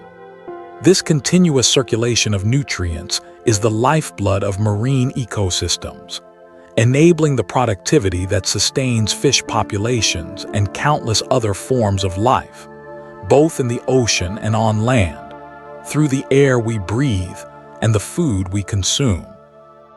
The complexity arises from the sheer scale and the interconnectedness of these processes. The efficiency of the biological pump can be influenced by changes in surface water temperature, ocean acidity, and the abundance of phytoplankton. The deep ocean's capacity to store carbon is not infinite, and the rate at which nutrients are recycled and returned to the surface is a delicate balance. Human activities, such as increased atmospheric CO2 levels leading to ocean acidification and pollution, can disrupt these ancient cycles. Understanding these intricate mechanisms is paramount, not just for comprehending the ocean's fundamental role in Earth's systems, but also for predicting how these systems might respond to future environmental changes. The deep ocean, in its silent, profound way, is constantly working to maintain a precarious equilibrium, a testament to the intricate, life-sustaining dance that connects us all, from the highest clouds to the deepest trenches. And so, the silent engine of the deep ocean continues its vital work, a testament to life's enduring ingenuity in managing the very breath of our planet. The search for extremophiles in the deep sea pushes the boundaries of our understanding of life. Imagine, if you will, a world so alien, so profoundly different from our sunlit shores, that it seems plucked from the pages of science fiction. This is the realm of the deep sea, a place of crushing pressures, of eternal darkness, and of temperatures that can range from near freezing to the searing heat of volcanic vents. And within this extreme environment, life persists, not just survives, but thrives. These are the extremophiles, the ultimate pioneers of existence, and their discovery is a constant, gentle nudge to our very definition of what it means to be alive. For so long, our understanding of life was tethered to the familiar conditions of Earth's surface, moderate temperatures, the gentle kiss of sunlight, and the presence of oxygen. We assumed that life, as we knew it, could only flourish within these relatively narrow parameters. But the deep sea has revealed a breathtaking truth. Life is far more adaptable, far more ingenious than we ever dared to imagine.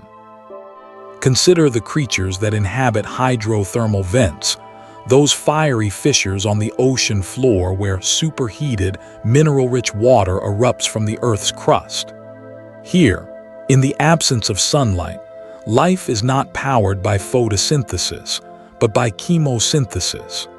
Microbes, tiny architects of the abyss, harness the chemical energy released from inorganic compounds like hydrogen sulfide.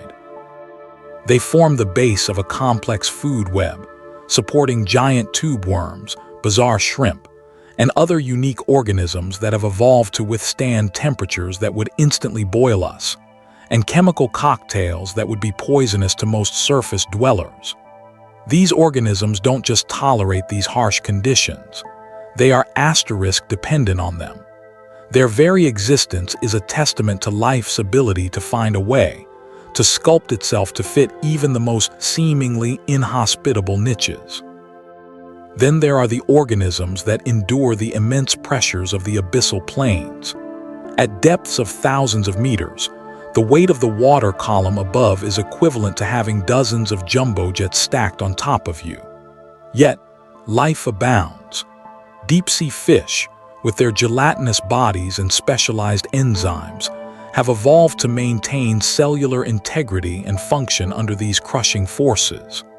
Their very cells are a marvel of biological engineering, designed to resist being flattened. We're discovering that the molecules within these cells, the proteins and DNA, are structured in ways that allow them to remain functional, to carry out their vital tasks, even when subjected to pressures that would tear apart the structures we consider stable. This discovery forces us to reconsider the fundamental biophysics of life, suggesting that our surface-dwelling biology might actually be the anomaly, not the norm. The search for these extremophiles is not just about cataloging new species. It's about expanding the very definition of habitability.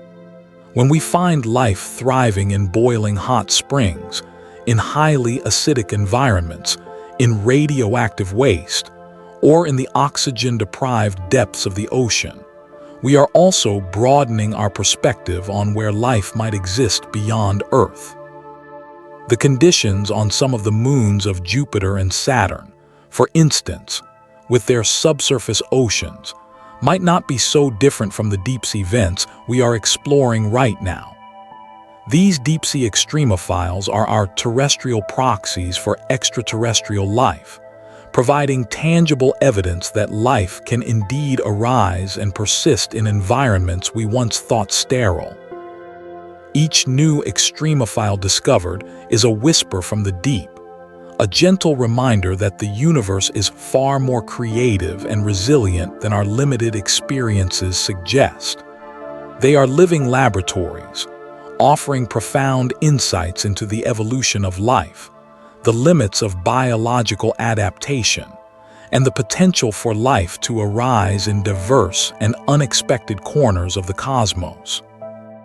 They teach us that life is not a fragile flower, easily crushed, but a tenacious vine, capable of finding purchase and blooming in the most unlikely of places, a constant, quiet testament to its enduring power.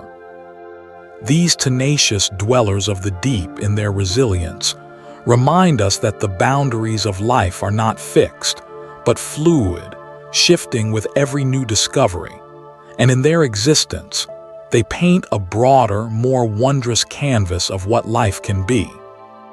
The deep ocean's geological history, including past sea levels and tectonic activity, is imprinted on its floor. Imagine the ocean floor not just as a silent, dark expanse, but as a colossal, ancient library, its pages etched not with ink, but with the very story of our planet. Every ripple, every sediment layer, every volcanic ridge is a sentence, a paragraph, a chapter in the epic narrative of Earth's geological past. When we speak of the deep ocean's geological history, we are not just talking about rocks and time. We are talking about the slow, majestic dance of continents, the rise and fall of ancient seas, and the ceaseless, powerful forces that have shaped the very ground beneath our feet, or rather beneath the water's surface. Think about sea levels. They haven't always been what they are today. Over vast stretches of geological time, the amount of water locked up in ice sheets has fluctuated dramatically. During ice ages, when massive glaciers covered much of the land, sea levels dropped, exposing vast areas of what is now the continental shelf. These exposed lands became terrestrial environments, shaped by rivers, winds, and terrestrial life. When the ice melted, the seas rose, reclaiming these lands and depositing layers of sediment that still lie there, a silent testament to those lower sea levels. These sedimentary layers, like the rings of a tree, tell us about the prevailing conditions at the time they were laid down. Different types of sediment, sands, silts, clays, and the remains of marine organisms, record the ebb and flow of ancient oceans, the proximity of land, and the intensity of ocean currents. Deeper still, the basaltic crust of the ocean floor itself is a record of tectonic activity. Mid-ocean ridges, like vast underwater mountain ranges, are where new oceanic crust is born as magma rises from the Earth's mantle and cools. This process is constant, pushing the older crust away on either side, creating the vast ocean basins we know today. The age of the oceanic crust increases as you move away from these ridges, a remarkable confirmation of plate tectonics. But it's not just about creation, it's also about destruction. At subduction zones, where one tectonic plate slides beneath another, oceanic crust is pulled back down into the Earth's mantle. This process creates deep ocean trenches, the deepest parts of our planet, and fuels volcanic activity on the overriding plate, forming island arcs and continental mountain ranges. The patterns of these trenches and ridges, the distribution of earthquake epicenters, and the composition of volcanic rocks all speak volumes about the immense forces at play over millions, even billions of years. Even the magnetic signature of the seafloor tells a story. As molten rock cools, its magnetic minerals align with the Earth's magnetic field at that time. Since the Earth's magnetic field has reversed its polarity many times throughout history, the seafloor is imprinted with a striped magnetic pattern, a kind of cosmic barcode that allows scientists to date the oceanic crust and reconstruct the history of plate movements. The deep ocean floor is a living archive, a geological palimpsest where the layers of history are not just stacked, but are also spread, folded, and faulted by the relentless motion of tectonic plates. It holds clues to ancient climates, the origins of continents, and the very evolution of our planet. It is a silent, profound testament to the dynamic nature of Earth, a canvas painted by the slow, inexorable forces of geology. The ocean floor whispers the ancient stories of Earth's shifting landscapes, a profound echo of time and change within your own quiet existence. The influence of seismic activity and underwater volcanoes on deep-sea ecosystems is a constant factor. Beneath the shimmering surface, far from the sunlit shallows, the very floor of our planet is alive, a dynamic stage where immense geological forces are perpetually at play. The deep ocean, often perceived as a still and silent realm, is in constant flux, shaped by the powerful tremors of seismic activity and the fiery breath of underwater volcanoes. These colossal events, though often invisible to us, are not merely destructive. They are fundamental architects of deep-sea life, creating and recreating habitats, seeding new beginnings, and profoundly influencing the delicate balance of these extreme ecosystems. Imagine, if you will, the Earth's crust as a vast, intricate puzzle, with enormous pieces constantly shifting and grinding against one another.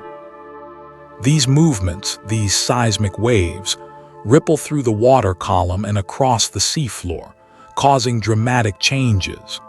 Earthquakes, even those that go unnoticed by surface dwellers, can trigger underwater landslides, reshaping canyons and valleys in an instant. They can displace vast quantities of sediment, burying some communities and uncovering others, thereby altering the available resources and habitats for the creatures that call these depths home. For some species, these disturbances can be devastating, wiping out entire populations. Yet for others, they represent an opportunity. The churning of the seabed can expose nutrient-rich substrates, creating fertile grounds for colonization by opportunistic organisms. It can also trigger the release of dissolved gases and minerals, which can be harnessed by specialized life forms. And then there are the volcanoes.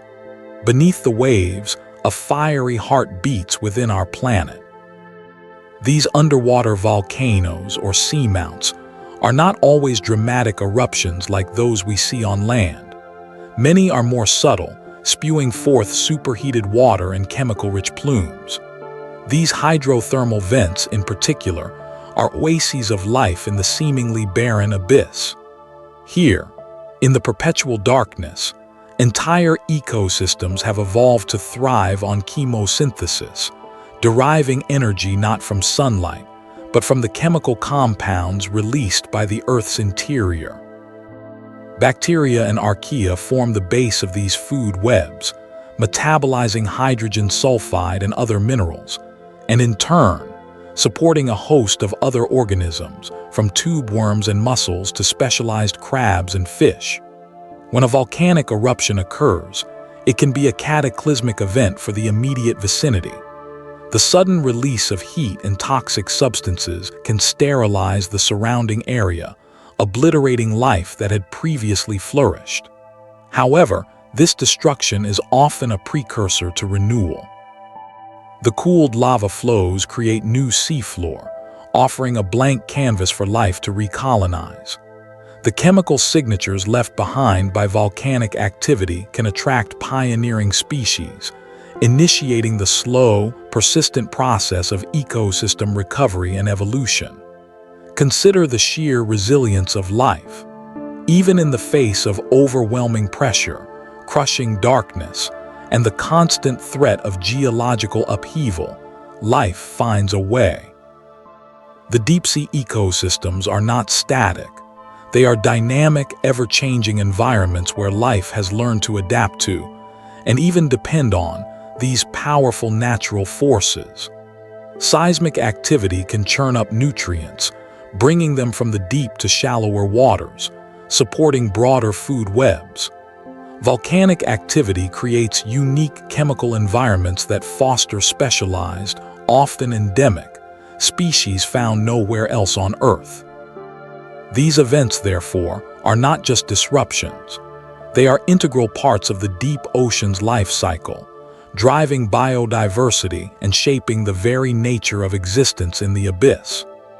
The constant influence of these geological processes means that the deep sea is a realm of perpetual creation and transformation, a testament to life's enduring power and its remarkable capacity to find a foothold in even the most extreme conditions. It is a reminder that even in the deepest, darkest corners of our world, change is a constant, and from disruption often springs new and wondrous forms of life. The deep ocean's constant geological pulse is the rhythm of life, a powerful reminder that even in stillness, creation is always at work. The soundscape of the deep ocean, filled with both natural and anthropogenic noise, is a subject of ongoing research. Imagine, if you will, a realm where light itself cannot penetrate, a place of perpetual twilight and then absolute darkness. This is the deep ocean, a world that occupies the vast majority of our planet's habitable volume, yet remains largely a mystery.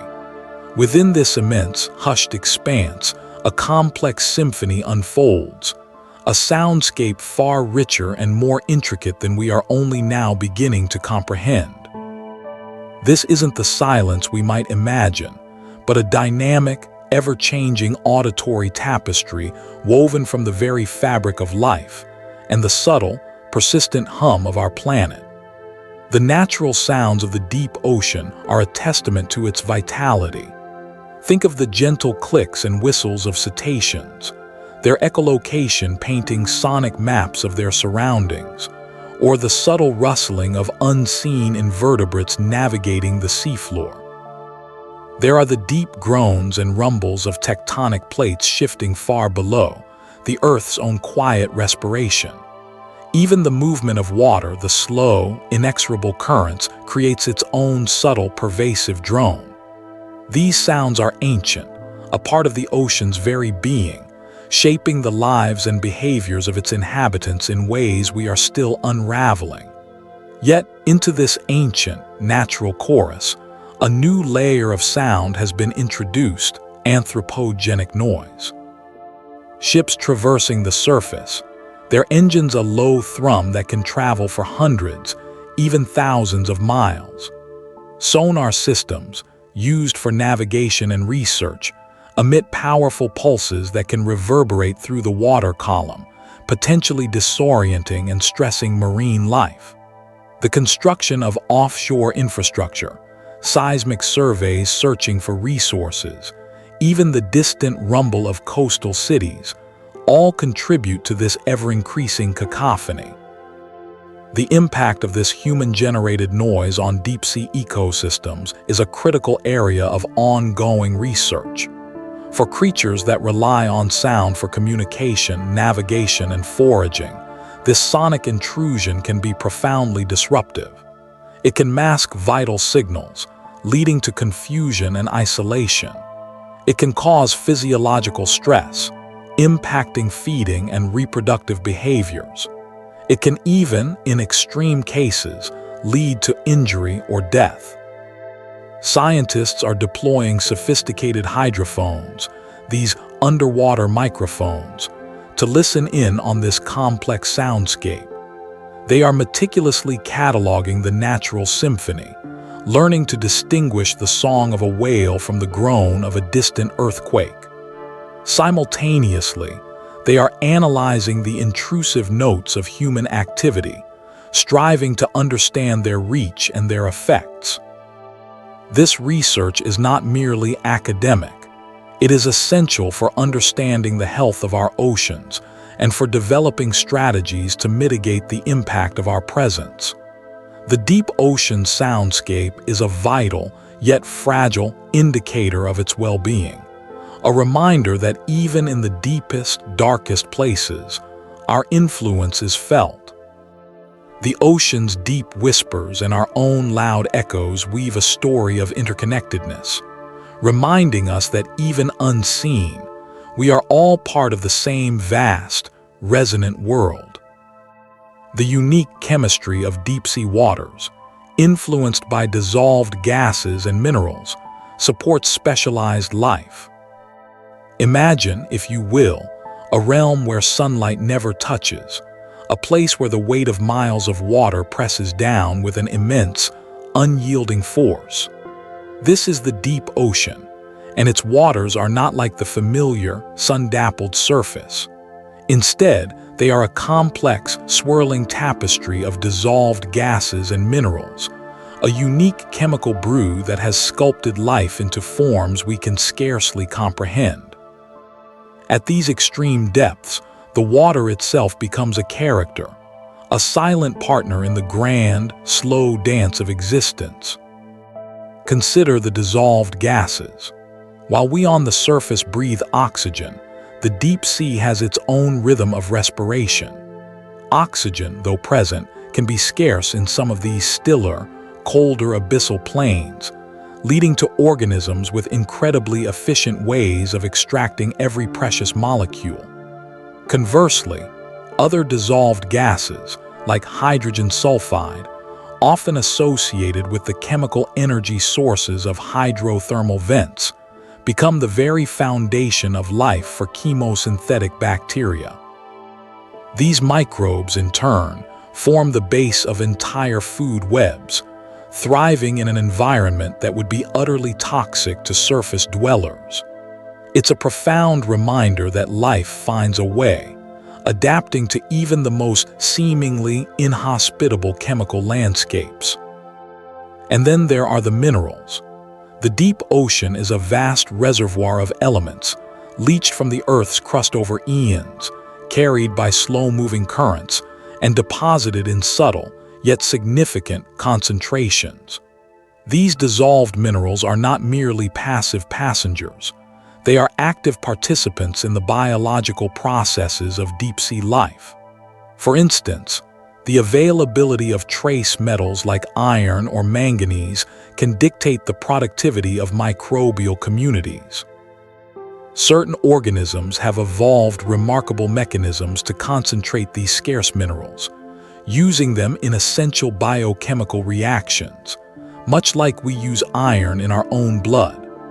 At hydrothermal vents, the water is supersaturated with minerals like sulfur, iron, and copper, creating a chemical oasis where life flourishes in ways that defy our conventional understanding of biology.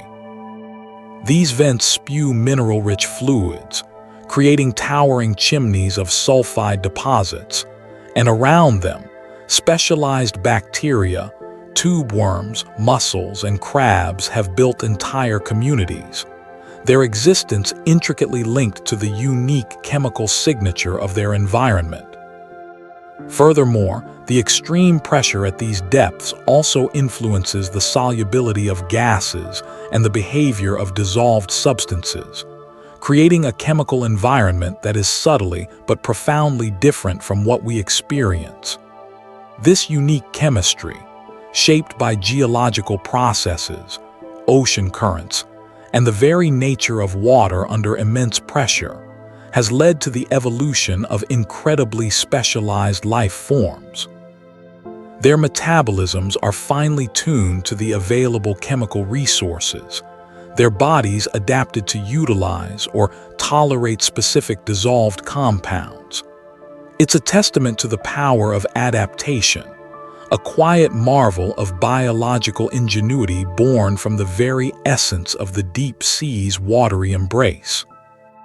In this silent, mineral-rich, gas-infused realm, life has etched its own profound signature, a testament to the boundless creativity of nature. The resilience of deep-sea life to extreme conditions offers insights into life's adaptability. Imagine, if you will, a realm where the very fabric of existence is stretched to its absolute limits. This is the deep ocean, a place of crushing pressure, of absolute darkness, and of frigid, unyielding temperatures. Yet, life not only survives here, it thrives asterisk. It has found ways to not merely endure, but to flourish in conditions that would instantly obliterate most surface-dwelling organisms. This extraordinary resilience isn't just a curious biological footnote. It's a profound testament to the inherent adaptability of life itself, a deep, quiet whisper of its boundless potential. Consider the pressure. At the deepest trenches, like the Mariana Trench, the weight of the water above is equivalent to having 50 jumbo jets stacked on top of you. 50 jumbo jets. Most of our familiar biological structures would simply collapse, their delicate molecular machinery crushed into oblivion. Yet, deep-sea creatures have evolved ingenious solutions.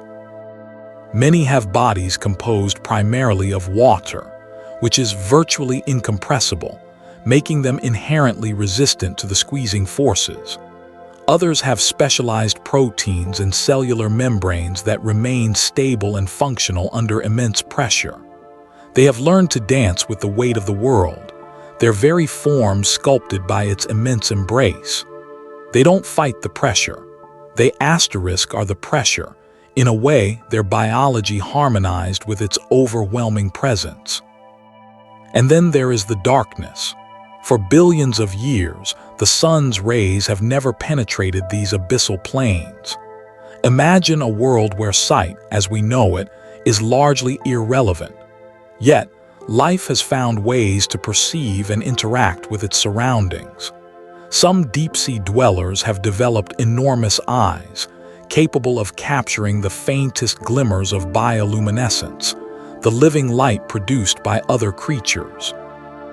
Others have foregone sight altogether, relying instead on highly developed senses of touch, smell, or even the detection of subtle vibrations in the water.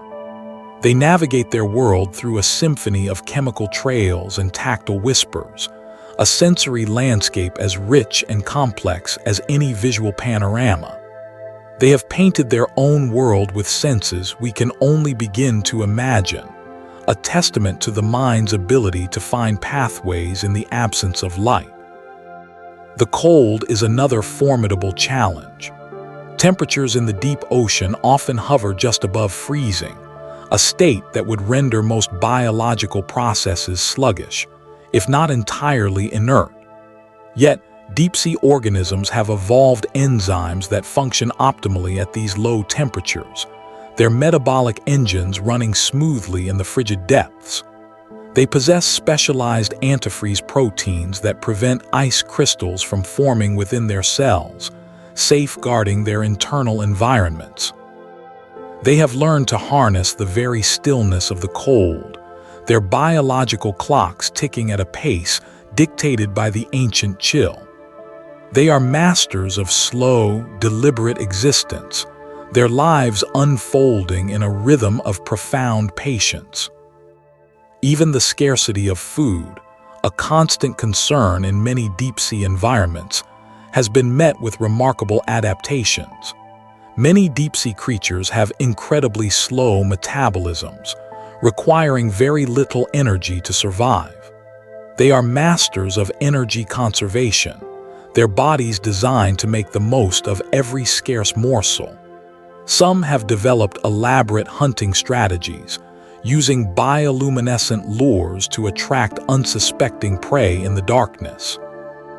Others have formed symbiotic relationships with chemosynthetic bacteria, deriving sustenance from chemical energy released from hydrothermal vents or the ocean floor itself.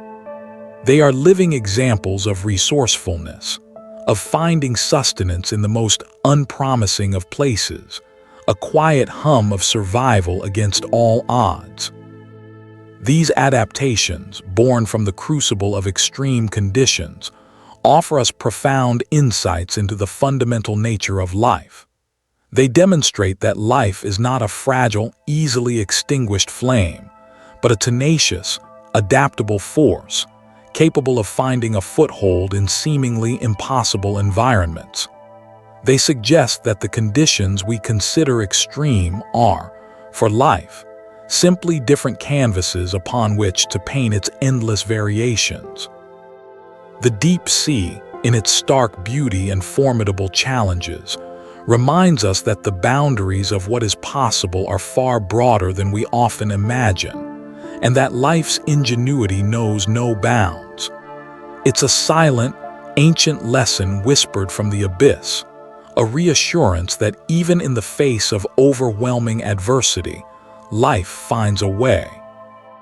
In the silent, crushing embrace of the deep ocean, life's enduring spirit finds its most profound expression, a gentle echo of our own capacity to adapt and persevere. The interconnectedness of deep-sea ecosystems, from the surface to the abyss, is a complex web of dependencies. Imagine, if you will, a vast, silent cathedral, stretching from the sunlit surface waters all the way down into the crushing, eternal night of the abyss. This isn't a collection of separate, isolated worlds, but rather a single, grand, and intricately woven tapestry of life.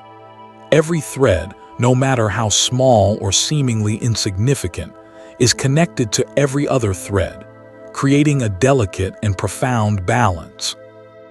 At the very top, the surface waters teem with phytoplankton, microscopic plants that harness the sun's energy, forming the base of a colossal food pyramid. These tiny organisms, fueled by sunlight and dissolved nutrients, are the primary producers, the very foundation upon which so much life depends. When they die or are consumed, their organic matter, this marine snow, begins its slow, graceful descent. This falling detritus, this gentle rain of life, is a vital lifeline for the creatures dwelling in the mesopelagic or twilight zone, and even further down into the bathyal and abyssal plains. Here, organisms adapted to dim light or complete darkness patiently wait, or actively seek out, this nutrient-rich bounty. Think of the lanternfish with their bioluminescent lures, attracting smaller prey that themselves might have feasted on marine snow. Consider the gelatinous zooplankton, drifting through the water column, filtering out the smaller particles of organic matter. Even the largest creatures of the deep, like the colossal squid or the sperm whale, ultimately rely on this falling organic matter, either directly or indirectly, by preying on animals that do. The cycle doesn't end there. The decomposition of this organic matter releases essential nutrients back into the water column, nutrients that are then carried by ocean currents, sometimes over vast distances, to be reutilized by the phytoplankton at the surface. This is a closed-loop system, a constant recycling of life's building blocks. Furthermore, the movements of water itself, the great ocean currents, act as highways, transporting not only nutrients but also larvae, eggs, and even adult organisms across the globe, linking seemingly disparate ecosystems. A bloom of phytoplankton in one region can, through this intricate network, influence the health and survival of creatures thousands of miles away, in waters where sunlight has never reached. Even the geological features of the deep sea play a role. Seamounts, underwater mountains, can create upwellings of nutrient-rich water, fostering localized pockets of intense biological activity that then feed into the wider ecosystem. Hydrothermal vents, spewing superheated, mineral-rich water, support entirely unique communities of chemosynthetic bacteria, which form the base of food webs independent of sunlight. Yet these communities can also contribute to the overall nutrient cycling of the deep ocean. The very air we breathe, the oxygen produced by surface phytoplankton, is a testament to this fundamental connection. The carbon cycle, crucial for regulating our planet's climate, is deeply entwined with the processes happening in the deep ocean, from the absorption of CO2 by surface waters to the sequestration of carbon in the deep sediments. So, when we think of the deep ocean, we must resist the urge to see it as a barren, lifeless void. Instead, we should envision it as a vibrant, interconnected realm, where the fate of the smallest microbe is inextricably linked to the fate of the largest whale, and where the health of the surface waters directly impacts the life that thrives in the deepest trenches. It is a testament to the profound elegance of nature's design, a reminder that everything, everywhere, is part of a grand, ongoing conversation. In the silent depths, a single, falling speck of life whispers its connection to the distant sun.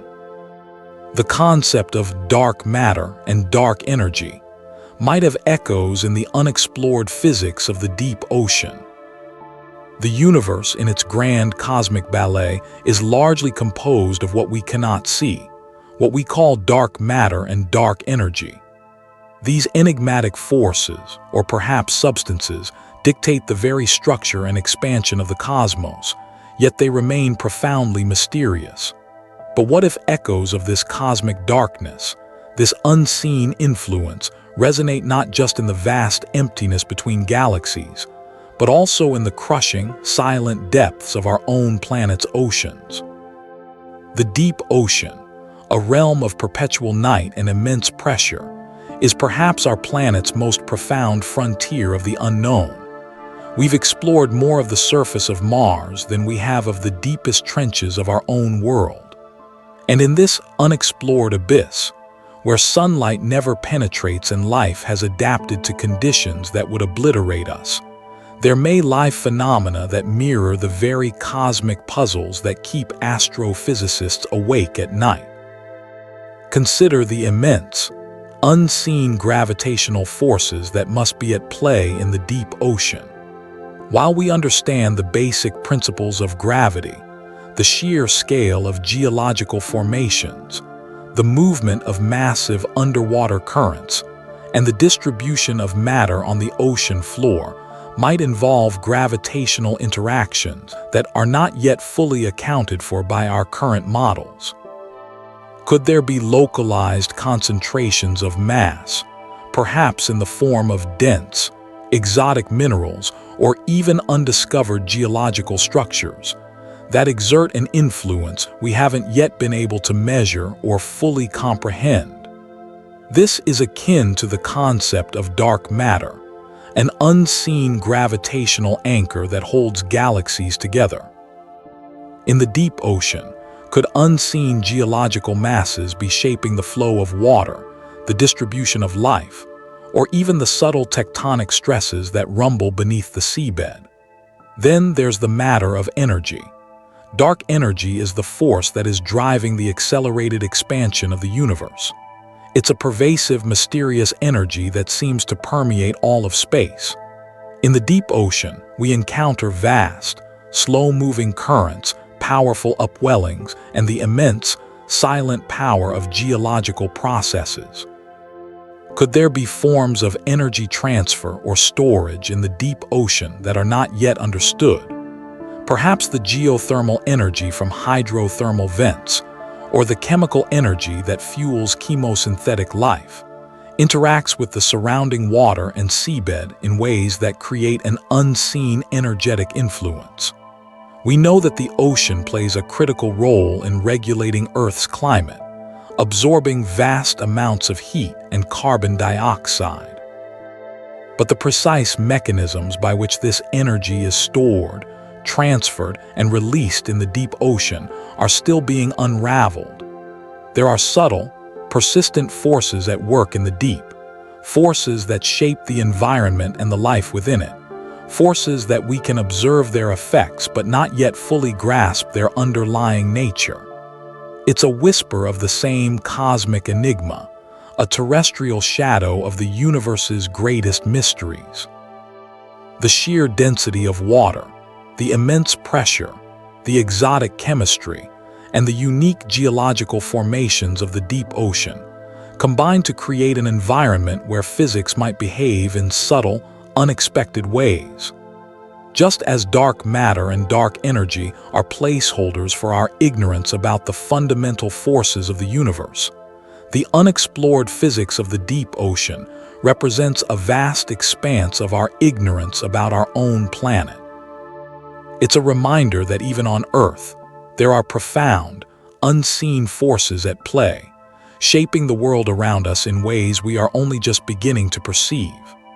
The deep ocean, in its silent, unyielding embrace, may hold terrestrial parallels to the cosmic darkness, offering us glimpses of the profound mysteries that lie both within and beyond our world.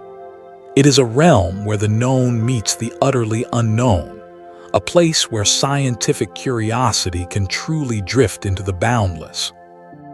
And so, the deep ocean, like the cosmos, reminds us that the most profound truths often lie hidden, waiting for our quiet wonder to illuminate them. The sheer, humbling vastness of the unknown in the deep ocean invites a profound sense of wonder. Imagine, if you will, a realm that stretches out before us, not in miles, but in an almost incomprehensible expanse. This is the deep ocean, a place where our current maps are but faint sketches, and our understanding is but a whispered rumor.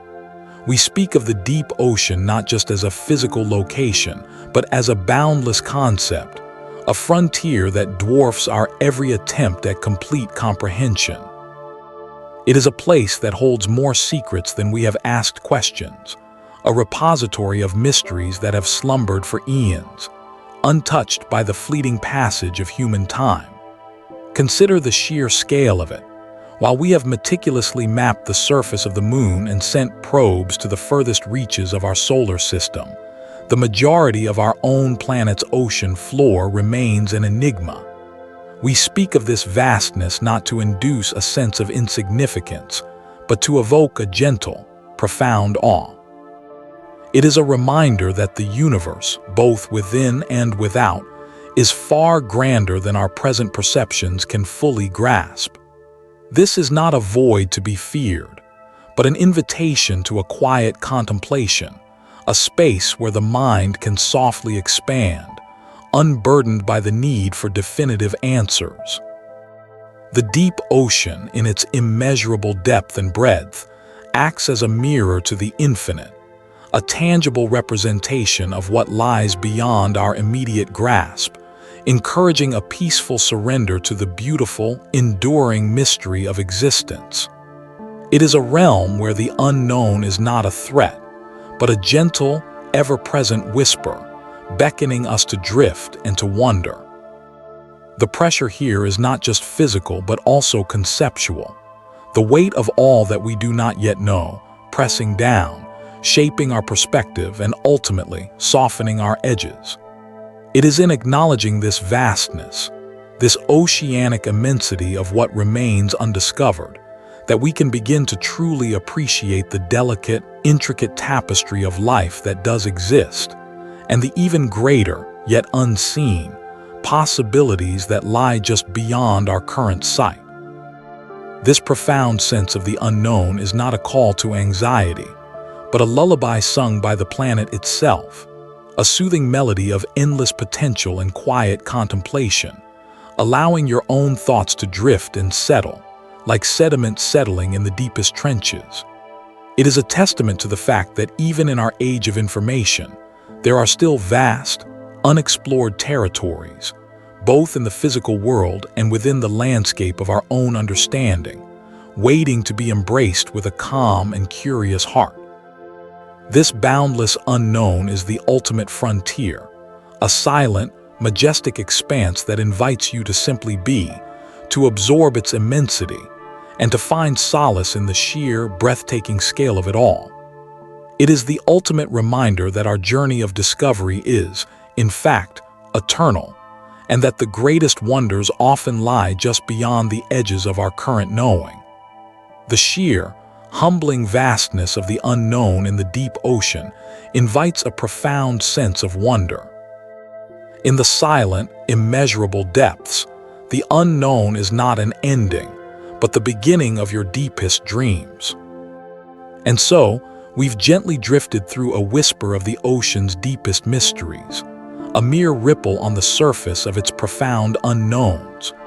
We've wandered through the silent, crushing embrace of the abyss, imagining the strange and wondrous forms of life that call it home, life that has learned to dance in the absence of sunlight, to thrive under pressures that would shatter our world, and to communicate in ways we are only beginning to decipher.